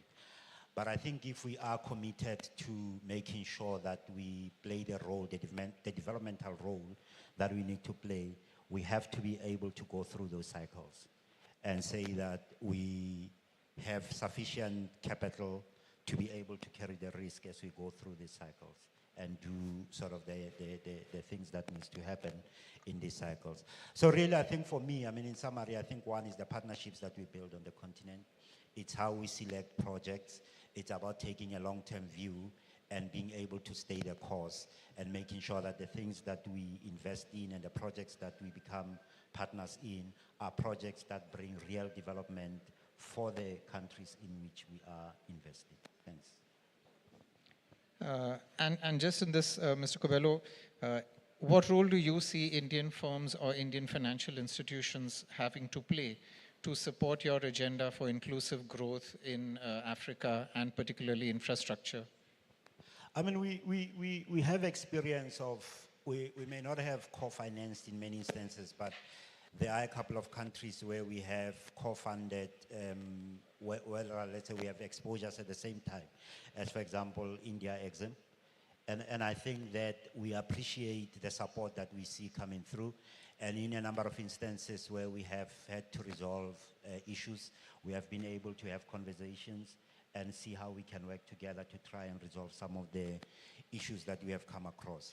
So I think one of the things that I think, as I said earlier on, is critical is that we need partners that come to invest on the continent with a long-term mindset, that understand the challenges that we have, that understand some of the cycles that we go through, and are willing to stay the course and be able to assist in delivering the development that needs to be delivered on the continent. So really, I think if you look at the requirement for capital, as I said earlier on, between 150 and 200 billion rands per annum, I think there's lots of opportunity for Indian financial institutions to continue playing on the continent, and also to look at how they partner with other players in the continent in terms of co-financing, developing instruments such as guarantees, making sure that we look at blended instruments and all of these things as a way also to mitigate risk in the projects that we finance. Thanks. Thank you very much. Mr. Disili, I'll just come to you. Looking ahead, what innovative strategies or partnership models do you see for Indian companies who would like to enhance the presence of Indian pharmaceutical companies in Africa? And also any specific policy interventions that you are looking for, be it from the Indian government or from governments of African countries? What would you have to say? Okay, I think so. We would like to work on our thinking process from supplier to a strategic health partner to Africa. Why I'm saying that? Because it's a significant opportunity in Africa, and it can be managed by two things. One is innovative partnership model, and second thing, having these supportive intervention policies. If I focus on innovative partnership model, we can have joint ventures here and have the co-invested infrastructure here in terms of manufacturing facility, local production, even R&D capacity development, or a healthcare diagnostic center development. So that can be a model which we can say made in Africa with Africa. So that can be possible here. Second, I can say private-public partnership model. That is also a good model which we can innovate here and to explore our capacity with the help of our expertise. In terms of, if I say about the policies from Africa and India, I would like to specify is for India, we know that we need always export benefit or credit lines, or maybe Exim Bank or Africa Development Bank can help us to build manufacturing facilities here, so that can be accelerate the processes as fast as possible. Also, we can look for regulatory point of view, because it's a hurdle for all Indian companies. They need help. Key regulatory intervention in terms of collaborating with the local African authorities to have a common ground, common framework to accelerate the things on ground. So that I can say as a regulatory point of view. If I compare with African government point of view, we need definitely harmonization of regulatory approach, because if we are able to have a one common regulatory system, we can explore maximum products to this market, because it will facilitate our all regulatory processes in Africa. Second thing, definitely we need support in terms of benefits, like we always expect the benefits like exemptions, benefits like some facilities for establishing our infrastructure in Africa. I think so these two policies, I believe from both the sides, is a mutual thing. And India have potential to partnership with Africa and develop together, I can say. So that's from my side. Thank you. Thank you, Mr. Disley. Mr. Das, similar question for the agricultural sector. So, in your opinion, what policy frameworks or bilateral initiatives would best support, deeper India-Africa collaboration in agriculture? Sir, I think the investment required for the agriculture sector is very, very high. Just take a small example. Even in Ivory Coast, the raw cashew nut production is 1.2 million metric tons or 1.3 million metric tons. If really this entire cashew is transformed into the cashew kernel, then for each bag of 80 kg, one cashew labor, manpower employment could be done. So you imagine how much manpower could be really generated here instead of generating that to Vietnam or some other locations. So we just set up very recently a state-of-the-art cashew plant in Yamoussoukro. So just imagine that another 30, 40 such cashew plants are required just in one sector. So the investment requirements are very high. And considering some other African countries, what I have seen it is that we really need to have, from the government level, more diplomatic engagement. In the sense that, not that we do not have that diplomatic engagement, but there are some other countries are doing better in terms of those engagement and in terms of pursuing the regulators to get the regulatory framework is done for a better business access. So I think we need to do that. Second is that definitely trade missions, business forums, this kind of market intelligence, and this part definitely that is going to help, that is going to unite people from different countries of Africa to really see that the scopes are really utilized, the potentials are really used. Third thing, definitely the partnership.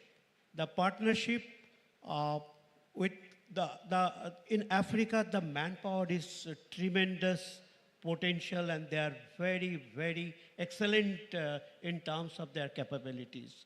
What all we need is a little bit of hand-holding support and little bit of skill development. So on that side, see, everywhere there is there's a knowledge that the curve of acquiring that knowledge, that there is a cost involved to that. Any private business houses would be difficult. There only these development institutions can really come in and really see that this knowledge, the skill development part is really imparted to these people so that this entire population really could be utilized with its full potential. So that is the way I would like to put it. Thank you very much, everybody. Thank you, Mr. Das. I was just curious of one thing. You've had long years of experience with the agricultural sector here in Africa. If I could, reverse the position a bit, anything that India's agricultural sector can learn from something in Africa? Anything that comes to mind? Well, I have seen in Africa one thing, that you really don't need to worry too much for anything and everything. That you are in a production system, biological system, you really need to do, and there would be good times, bad times, but you don't need to commit suicide in India. Because we have seen here, there are people really, they really don't bother about much tomorrow. We should not be so worried. God has given us a life, And in African style, I would like to say, God will take care of us. Thank you. Thank you. I would now like to throw the floor open for any comments or questions that participants here in the audience would have.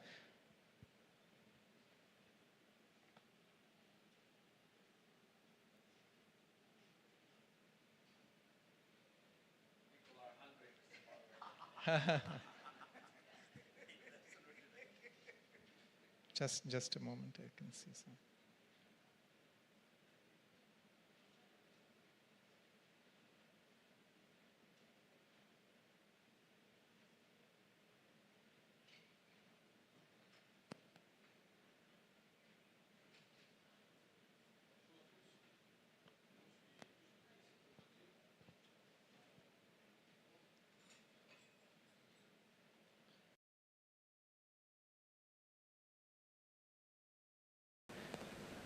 Yes, please.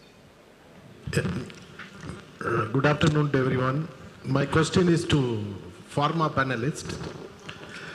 Gentlemen, we are not seeing much investment in production line of pharmaceuticals in Cote d'Ivoire. Why it is, and what is the best way to improve that? My name is Bala from Kevalram. Could you please repeat the question?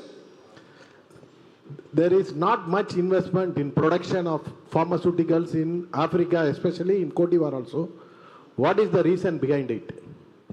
And there is always lot of epidemic, lot of requirement of medicine, which is not commonly affordable by the people. If they produce here, it will be cheaper. But why it is not being done here? So, thank you very much for this question.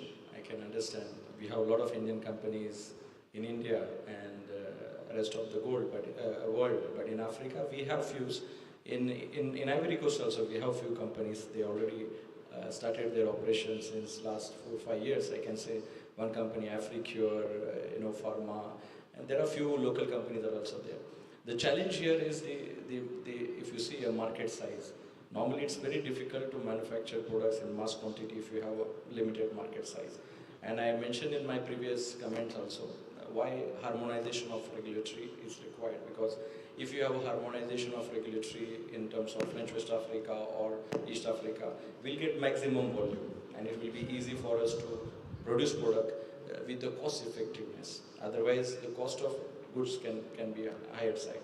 So as a Indian pharma, people are doing a lot of efforts to have this manufacturing and supply these drugs to the Ivory Coast government and all medical supplies. It is underway. And you will find in 2-3 years a lot of developments in pharmaceutical industry. A lot of companies are coming on the way. And government is trying also to help them to have a fast track registration and all those things. All negotiations are underway. So I feel if we improve on regulatory aspect about having a common regulatory approval in French West Africa, maybe we can open the door for other markets also from manufacturing in Ivory Coast. So that is from my side to answer your question. Thank you very much.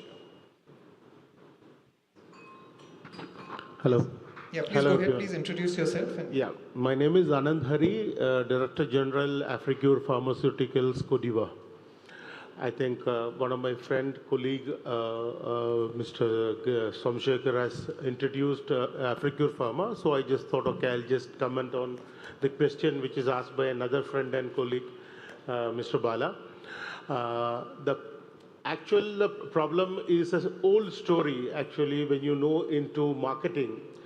We have known about a story which somebody went to an island to sell a chapel, because the island, nobody was using sandals. So somebody thought that, okay, we have a huge opportunity. Like everybody comes to Africa with thinking about that huge opportunity, that nobody is wearing a sandal, so you can go and use it. The biggest problem is that Africans doesn't understand the opportunity which they can always do themselves in Africa. Now, the basic for a pharmaceutical industry is technical skills, the knowledge they have about pharmaceutical, the raw materials that they require. This is what they have to find it out on the initial level. Then only the companies can come in here. The second thing is that like I have heard about the banks, bank people telling that bringing the natural resources, the financial capital from India and doing business in Africa, that can be in the initial stage. What about the later stage? You cannot do investment for the 10 years thinking about, okay, the company has to invest for 10 years. It never happened unless and until company does good business in Africa. Now here, as Somashekar was talking about, the dependency of importation was as high as 95%. Okay, which is now in last 6 years, 7 years has reduced to another 10% more. That's all. Still, Africa is dependent on 85%. Out of this 85%, you know that still there are hardly 30% of the population can afford the medication, because this is coming from France via France, apart from the local manufacturing companies. Now the dependency is that it's like how India and Africa are same, because we were also a colony earlier. Africa was also a colony with different this one, but still they are depending on importation of medicines through these colonies. So if the local authorities, regulatory authorities, the governments, everybody can be together with those investors, then it will be always better that actually the local companies should produce that much. Because we have companies like Africure, I'm telling you, there is no companies in the world which has got this many distribution setup and factories across Africa like Africure. But still, the company will struggle because of the local authorities, local government's support which is required. If you want, because I cannot, for my son's food and education, I cannot depend upon my neighbor always. So it is their regulatory, and the government should understand that and help those companies who comes and invest. This is my, this one on Mr. Bala's question. Thank you. Thank you. That was a very useful insight. Yes, sir. Kindly introduce yourself.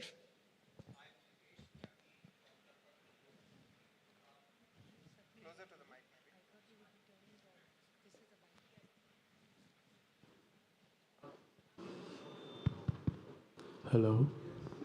Good afternoon, ladies and gentlemen. Now, hello. Yeah, I'm Dinesh Tyagi from Kalpatru Group. My understanding is that the infrastructure in any country is generally developed by the government.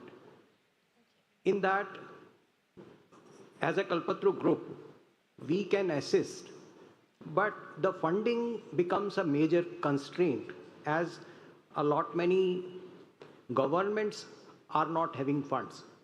Interestingly, the countries as such are doing well. In a sense, their banks are very better capitalized, and their balance sheets and other things are better. So it is a dichotomy that people are having money, people are having capital, but sovereigns are having a default. How, and I will request the panel, how this dichotomy can be addressed, because I'm talking about the infrastructure projects which cannot be done by any company on its own. It has to be generally driven by the government. Thank you. Interesting. Mr. Kubelo, would you like to take that? Where he says that the banks are well capitalized, people have money, but the sovereigns are defaulting. Did I get you right? So you want their comment, you would like to hear a comment from them.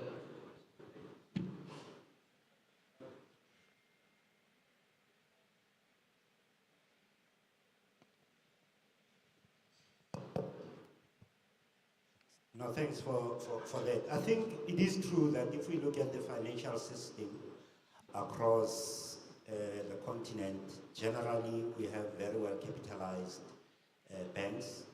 I think the regulatory framework is such that banks are required to hold sufficient capital to be able to do the things that they need to do. On the issue of defaults, I mean, look, as I said earlier on, we go through cycles. We know that currently, given things like COVID, given some of the other challenges that we have had leading up to where we are, governments have had to take on some additional debt to be able to support their countries, their populations, and their economies to go through what was really a very difficult process. But I don't think that defaults are as widespread as one would think defaults are. I mean, you don't see a lot of defaults across the continent. There are many countries on the continent that continue to honor their sovereign debts. They continue to meet their obligations. But the issue of debt sustainability is something that is well recognized, something that is being attended to, and something that is being addressed through various mechanisms. And I think if the president earlier on did indicate that if you look at the conversations through the G20, there's a lot of conversations around how do we make sure that the levels of debt that we take on are sustainable and we don't end up in situations where we have defaults all over the place. So the point that I'm making is that yes, there are a couple of countries that have gone through distress, have defaulted. Some of them are going through restructuring. But I think if you look at the entire landscape, the 54 countries on the continent, I don't think it can be said that in the majority we have a problem of default on the continent. But also and I agree that governments tend to be the ones that invest in infrastructure. What we're seeing is that the model of triple Ps is starting to gain traction across the continent, recognizing that we don't always have the balance sheets that we need to be able to meet the demand for infrastructure and what is required on the continent, and therefore we start bringing in private sector to make sure that private sector is able to assist government in deploying this infrastructure. And I think it's a very good route to take if we are going to accelerate infrastructure investment on the continent. And if we are going to be able to achieve the goals of free trade agreements on the continent, I think we need to invest in infrastructure, and the private sector will have to come to the party in terms of assisting with investment in infrastructure as well. Thanks. Thank you, Mr. Kubelo. Mr. Tedesi, I would like to hear your views also on the question posed by our colleague from Kalpataru Group. Yeah, it's a good observation. I think just to add to what Kabelo had said, the debt to GDP, the average level of leverage of sovereigns is higher outside of Africa than within Africa, right? There's a lot of sovereigns out there who have 100% debt to GDP, which is way higher than Africa's 65% or so, right? But it's just different rules for different economies. In Africa, you hit 65%, you're told you're in debt distress. Others go to 110, 120%, and they're still smiling. So there is a little bit of a dichotomy, so to speak, from a back to the GFA issues that we're talking about. But of course, apart from that, there is a structural problem we have in Africa where our sovereigns are not able to attract or rather capture enough tax, right? So the tax administration issues are particularly underdeveloped. I think we still need to find ways and means of getting more tax revenue into the sovereigns, and I think that's work in progress. There's a lot of effort now to build up domestic resource mobilization through various means. That is an area of development, so hopefully that'll improve as we go along. And that's why, of course, you're seeing a huge emphasis on PPPs, public-private partnerships. That's one way to get to those bank balance sheets that are very strong, right? Because you actually get special approaches to developing infrastructure, not doing it in the classical sense where it's all on the sovereign's balance sheet. There's other ways of developing infrastructure that doesn't require total reliance on taxpayer money.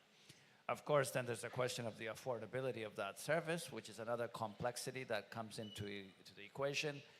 But I think if one is providing dedicated services to mining companies or to agribusiness companies, you can have public-private partnerships in generation, you can have public-private partnerships in transmission, you can have concessions from railroads. All of these things can be done in fairly successful ways, which would get around the issue that you've mentioned. So there are solutions to the problem that you've mentioned.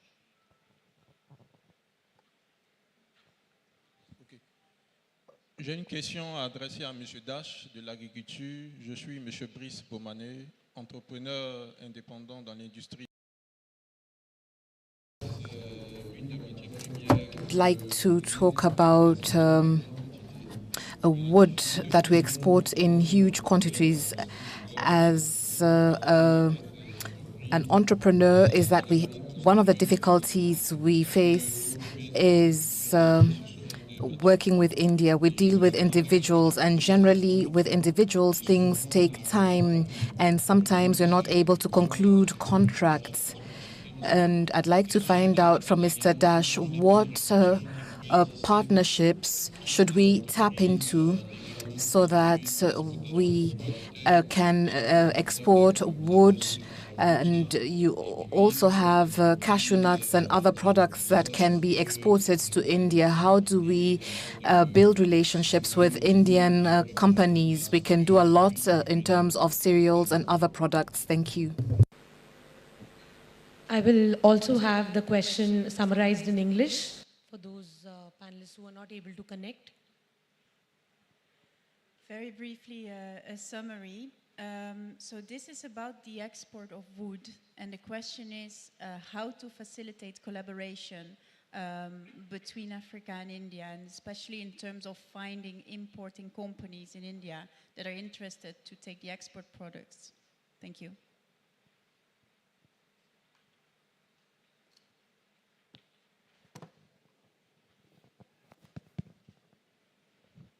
Yeah. So if I understand, you are asking how to increase collaboration for export of gold. Did I get it right? African goods. Sorry? African exports African to India. No, any particular sector, minerals? Processed food. Processed foods. Processed wood. Wood, apologies. Okay. Yeah. I would say that is a very, it's a specific, it's a selective sector that you are looking at. There are various industry associations in India, and with the benefit of the internet, these associations have a wide reach across smaller towns, across rural areas, which was not possible until technology came along. The ideal way I could suggest is to connect with an appropriate industry association. In case of no immediate response or no response at all, you are welcome to connect with the nearest office of Exim Bank.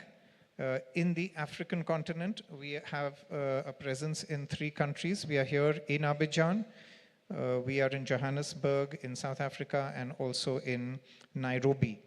Our colleagues here would then help you connect with somebody in India. I do not foresee any regulatory issues or regulatory hurdles on this front. It's a question of connecting with the right parties and the right sector experts there. Yes. Good afternoon, everybody. I'm Anjoli Okoye. I'm from UNICEF's West and Central African Regional Office. And when we engage with corporate alliances, one of the things we want to influence is childless investing. So my question is for people from the investment banks. I would like to hear your thoughts about childless investing when it comes to your area of work, your business of the day. And then when it comes to corporate Indian presence in Africa, what are perhaps the entry points that we can engage with? Who do we engage with? What are the platforms? So that businesses Indian businesses in Africa are more child sensitive in terms of their policies, even when the regulatory frameworks do not put pressure on them. So maybe if we can hear some thoughts and strategies for engagement around that. Thank you.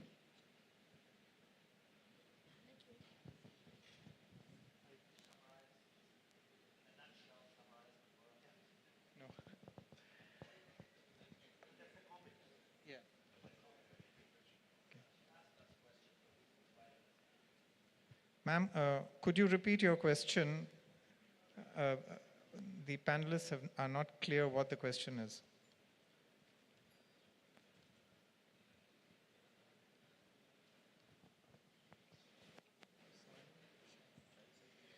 Okay, so when the investment banks make decisions, what are perhaps the child-sensitive considerations that are taken into account, if at all they are taken into account? Child-sensitive considerations Yes, taken care of by the banks Yes. while investing or taking exposure in any corporate. Yes, and then the second dimension was corporates that operate in Africa.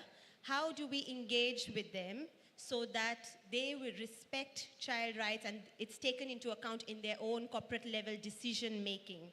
So businesses that respect child rights in their day-to-day business. How can we as UNICEF country offices engage with them in order to influence this?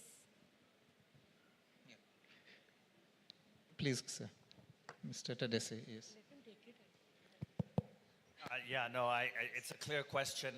The good news for you is that these days there are protocols and standards in terms of how any lending activity is conducted. There's appraisals that take place in the social space to ensure that there's a lot of mitigation there, or to ensure that one is not supporting investments that actually harm children, women, or even communities. So even if it has to do with relocating communities, or if it has to do with child labor issues, there's quite a bit of sensitivity to those matters. And so I think that's the good news. I think the specialist banks like us, we tend to have very well developed appraisal modules that are followed in the course of appraising applications for loans, and if it's an equity investment, it would also be very similar. So I think the world has moved on generally. I think that's not an issue.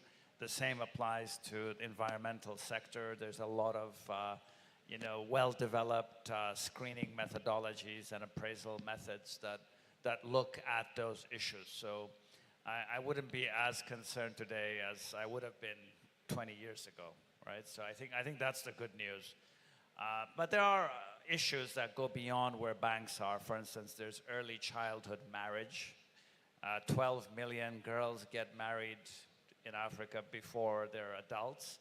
And we're looking at our own specialized trade and development fund to give concessional funding to some of our sovereigns so that they can actually mainstream some of these special measures in education policies and health policies and social welfare policies to sort of ensure that there's efforts to curb that behavior. So there is a lot of sensitivity to social development in the sense, and social protection of the way you've put it.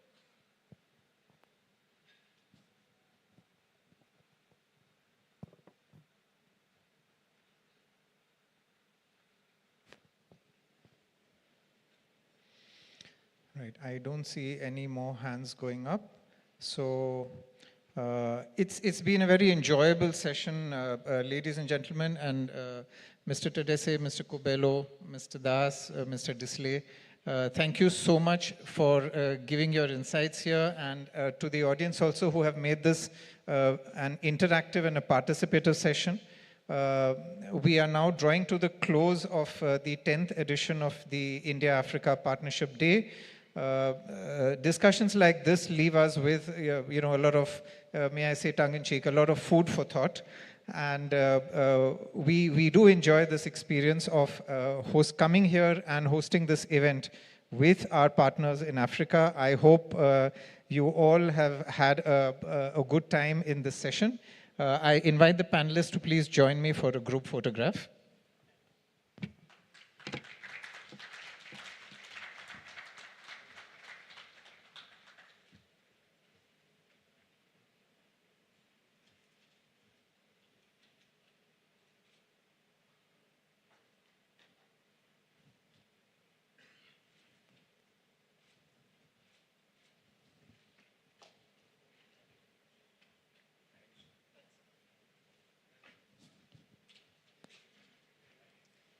Thank you, panelists, for valuable insights, and thank you, audiences.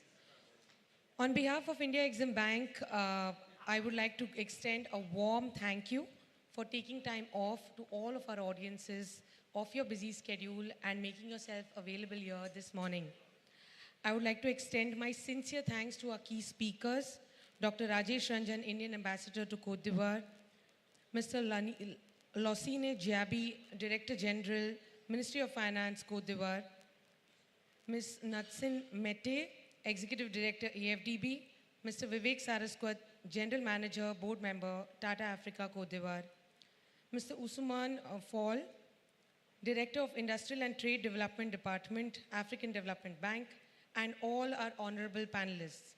Thank you for sharing your valuable insights on the broad theme of this year's Africa-India Partnership Day, which is mobilizing capital, India's role in catalyzing Africa's sustainable growth.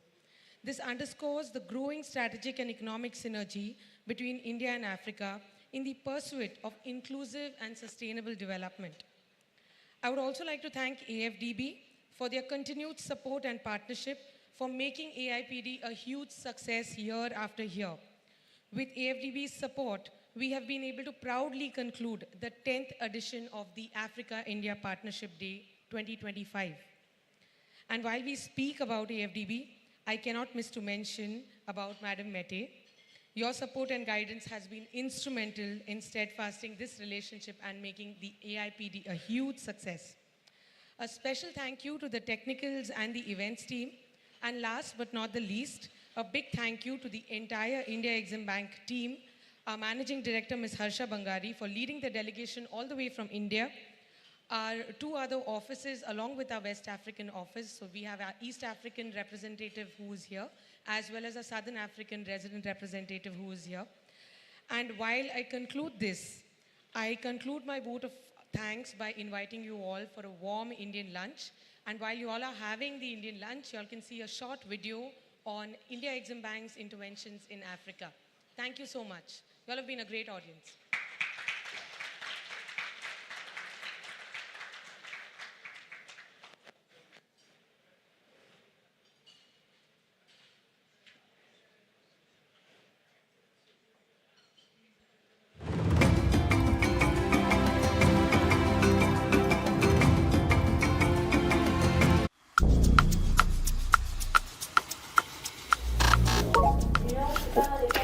Oui, je pars à l'école. Ah, avant d'aller à l'école, je vais vous présenter Maman Africa.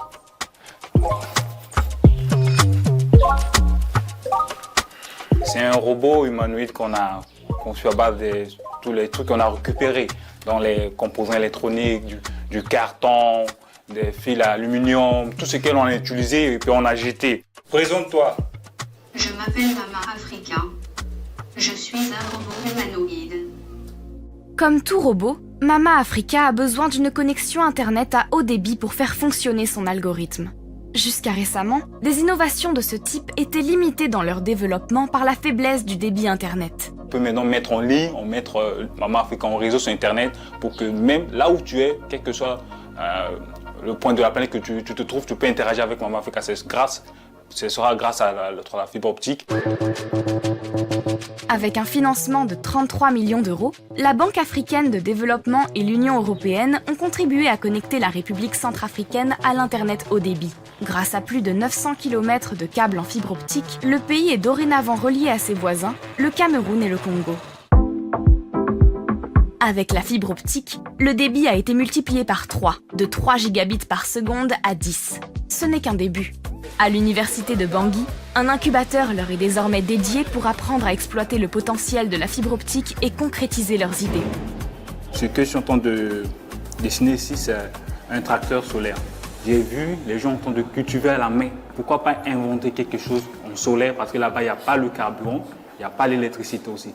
Mais le soleil brille partout. Le message fort que l'homme doit retenir de mes propos, c'est que l'humanité doit agir maintenant pour sauver demain. Ah ouais, ça tu as raison. Je vais faire de grandes choses avec Maman Africa. Je pense que ça sera bien. Mouah.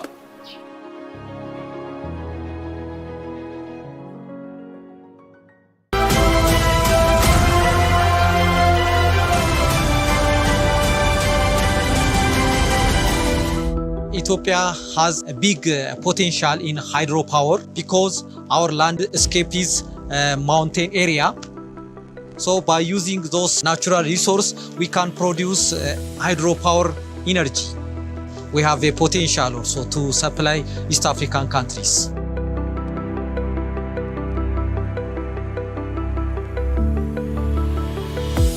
Approximately in 2010, countries in the East African region decided that it's very important to have an interconnected system so that all countries can use and harness energy and be able to support each other. So there was the need to put up the line.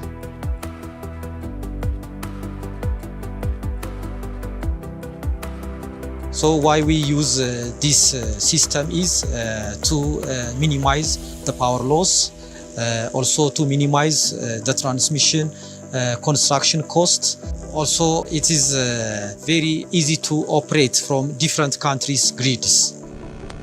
So we get advantage in such a way that the power that is sent from Ethiopia and what we receive in Kenya, the difference is very small.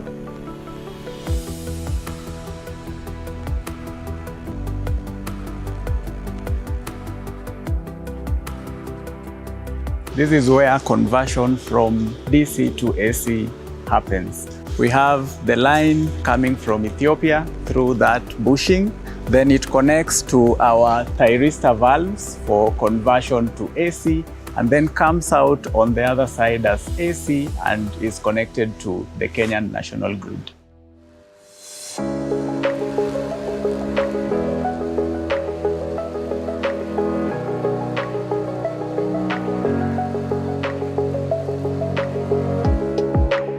The whole studies and the concept to bring an interconnected system was actually driven by African Development Bank. It enables countries to have a good energy mix. So a lot of hydros from our two neighboring countries, a lot of geothermal in Kenya, wind energy that we can share to support each other. This enables our countries to think much bigger in terms of what is our capacity in terms of industries and manufacturing and mining.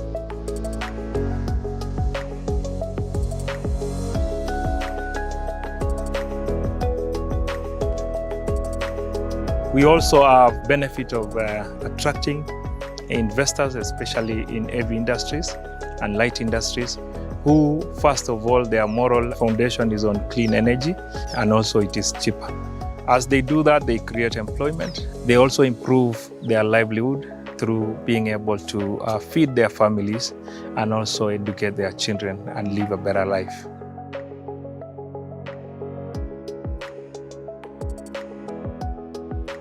I'm Masai, so I'm a native of here. So it's actually giving back to my community, and it shows being an engineer is possible as a woman. And also you can work as a mother and an engineer, because I'm a new mom. So I've shown it that it's actually possible being a family and also a professional.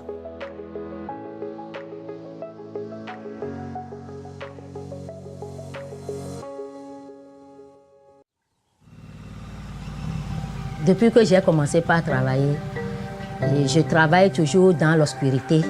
C'est ici que j'ai commencé par travailler dans la lumière.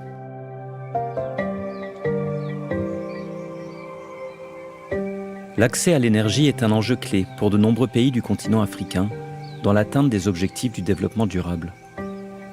Depuis 2018, le Togo s'est engagé à garantir l'accès universel à l'électricité d'ici 2030. Dans ce cadre, le projet Pravost, soutenu par la Banque africaine de développement, apporte des solutions solaires durables pour électrifier les zones rurales isolées. Le projet Pravost est orienté vers les communautés qui n'ont pas accès au réseau électrique national. Grâce à l'électrification d'infrastructures communautaires et d'exploitation agricole, le projet améliore la vie de près de 600 000 personnes dans 500 localités. En modernisant l'agriculture avec des solutions innovantes, il renforce la résilience face au changement climatique tout en promouvant une énergie propre et durable. Mon élevage est constitué de volailles, de porcs et après le maraîchage. Pour irriguer le champ, au début, j'utilisais motopompe. Avec augmentation du prix du carburant j'ai laissé et puis j'utilisais pompe électrique. Avec le paiement d'électricité, là, ça coûte plus cher plus que panneaux solaires. Le choix du solaire a été fait parce qu'il y a une énergie propre, renouvelable et accessible, donc ça répond aux enjeux climatiques. Quand il ne pleut pas, il y a trop de chaleur, je stocke l'eau pour arroser. Face au défi du changement climatique, le projet Pravost propose une réponse concrète. Des panneaux solaires alimentent une pompe immergée qui remplit un réservoir de 5000 litres relié à un réseau de distribution d'eau pour l'élevage et le maraîchage. 600 pompes solaires d'irrigation ont été distribuées sur la zone du projet. Avec l'arrivée du panneau solaire Pravost, il y a beaucoup de changements. J'ai augmenté la surface de production de 50%. Le rendement aussi a augmenté de 50%. Plus j'augmente la superficie, plus j'aurai besoin de main-d'œuvre. Donc, dans l'avenir, c'est une solution pour encore développer l'économie autour de moi. Sur les marchés locaux, comme celui de la ville d'Afagnan, une agriculture plus résiliente contribue également à répondre à une demande toujours plus grande en produits frais. L'impact de l'électrification rurale sur la population se fait aussi sentir dans le domaine de la santé. Pas moins de 314 centres de santé hors réseau ont bénéficié d'un accès à l'énergie solaire dans le cadre du projet. Les gens souffraient dans mon village, il n'y avait pas de case de santé. Bon, lorsque j'ai commencé par travailler, j'ai préféré de faire la santé pour aider ma population. Je suis dans mes 29e année de service. Avant, on utilisait la lampe et la torche pour travailler. On tient la torche au cou ou bien avec la bouche et parfois tu piques tes doigts ou bien tu n'arrives pas à prendre les veines pour les patients. On ne voit pas bien. Avant, dans l'obscurité, j'ai évacué une femme enceinte et au chemin faisant, la dame était décédée avant d'arriver à Afagnan. Maintenant, ça n'est plus arrivé. Compte tenu du projet Pravost, on nous a installé les lumières. Maintenant, on voit clair. On travaille sans problème. C'est 6 panneaux qu'on nous a donnés avec les ampoules dans toutes les chambres, avec le réfrigérateur homologué pour stocker les vaccins et en plus un réfrigérateur pour conserver les produits de maternité. Avant l'intervention du projet Pravost, de nombreux centres de santé comme celui de Victorine étaient contraints de fonctionner sans électricité, mais aussi sans eau chaude. Une problématique que le projet a pris à bras-le-corps en équipant 122 centres de santé en chauffe-eau solaire, permettant d'assurer une hygiène adéquate et de garantir des soins sécurisés. Une étape majeure dans la modernisation de ces centres de santé ruraux vient d'être franchie, ouvrant la voie à un accès durable à l'énergie pour les services aux populations éloignées du réseau électrique. L'un des défis avec les projets solaires, c'est la durabilité et la maintenance dans le temps. Nous avons prévu l'accompagnement des bénéficiaires, être vraiment auprès des populations pour que les impacts soient durables.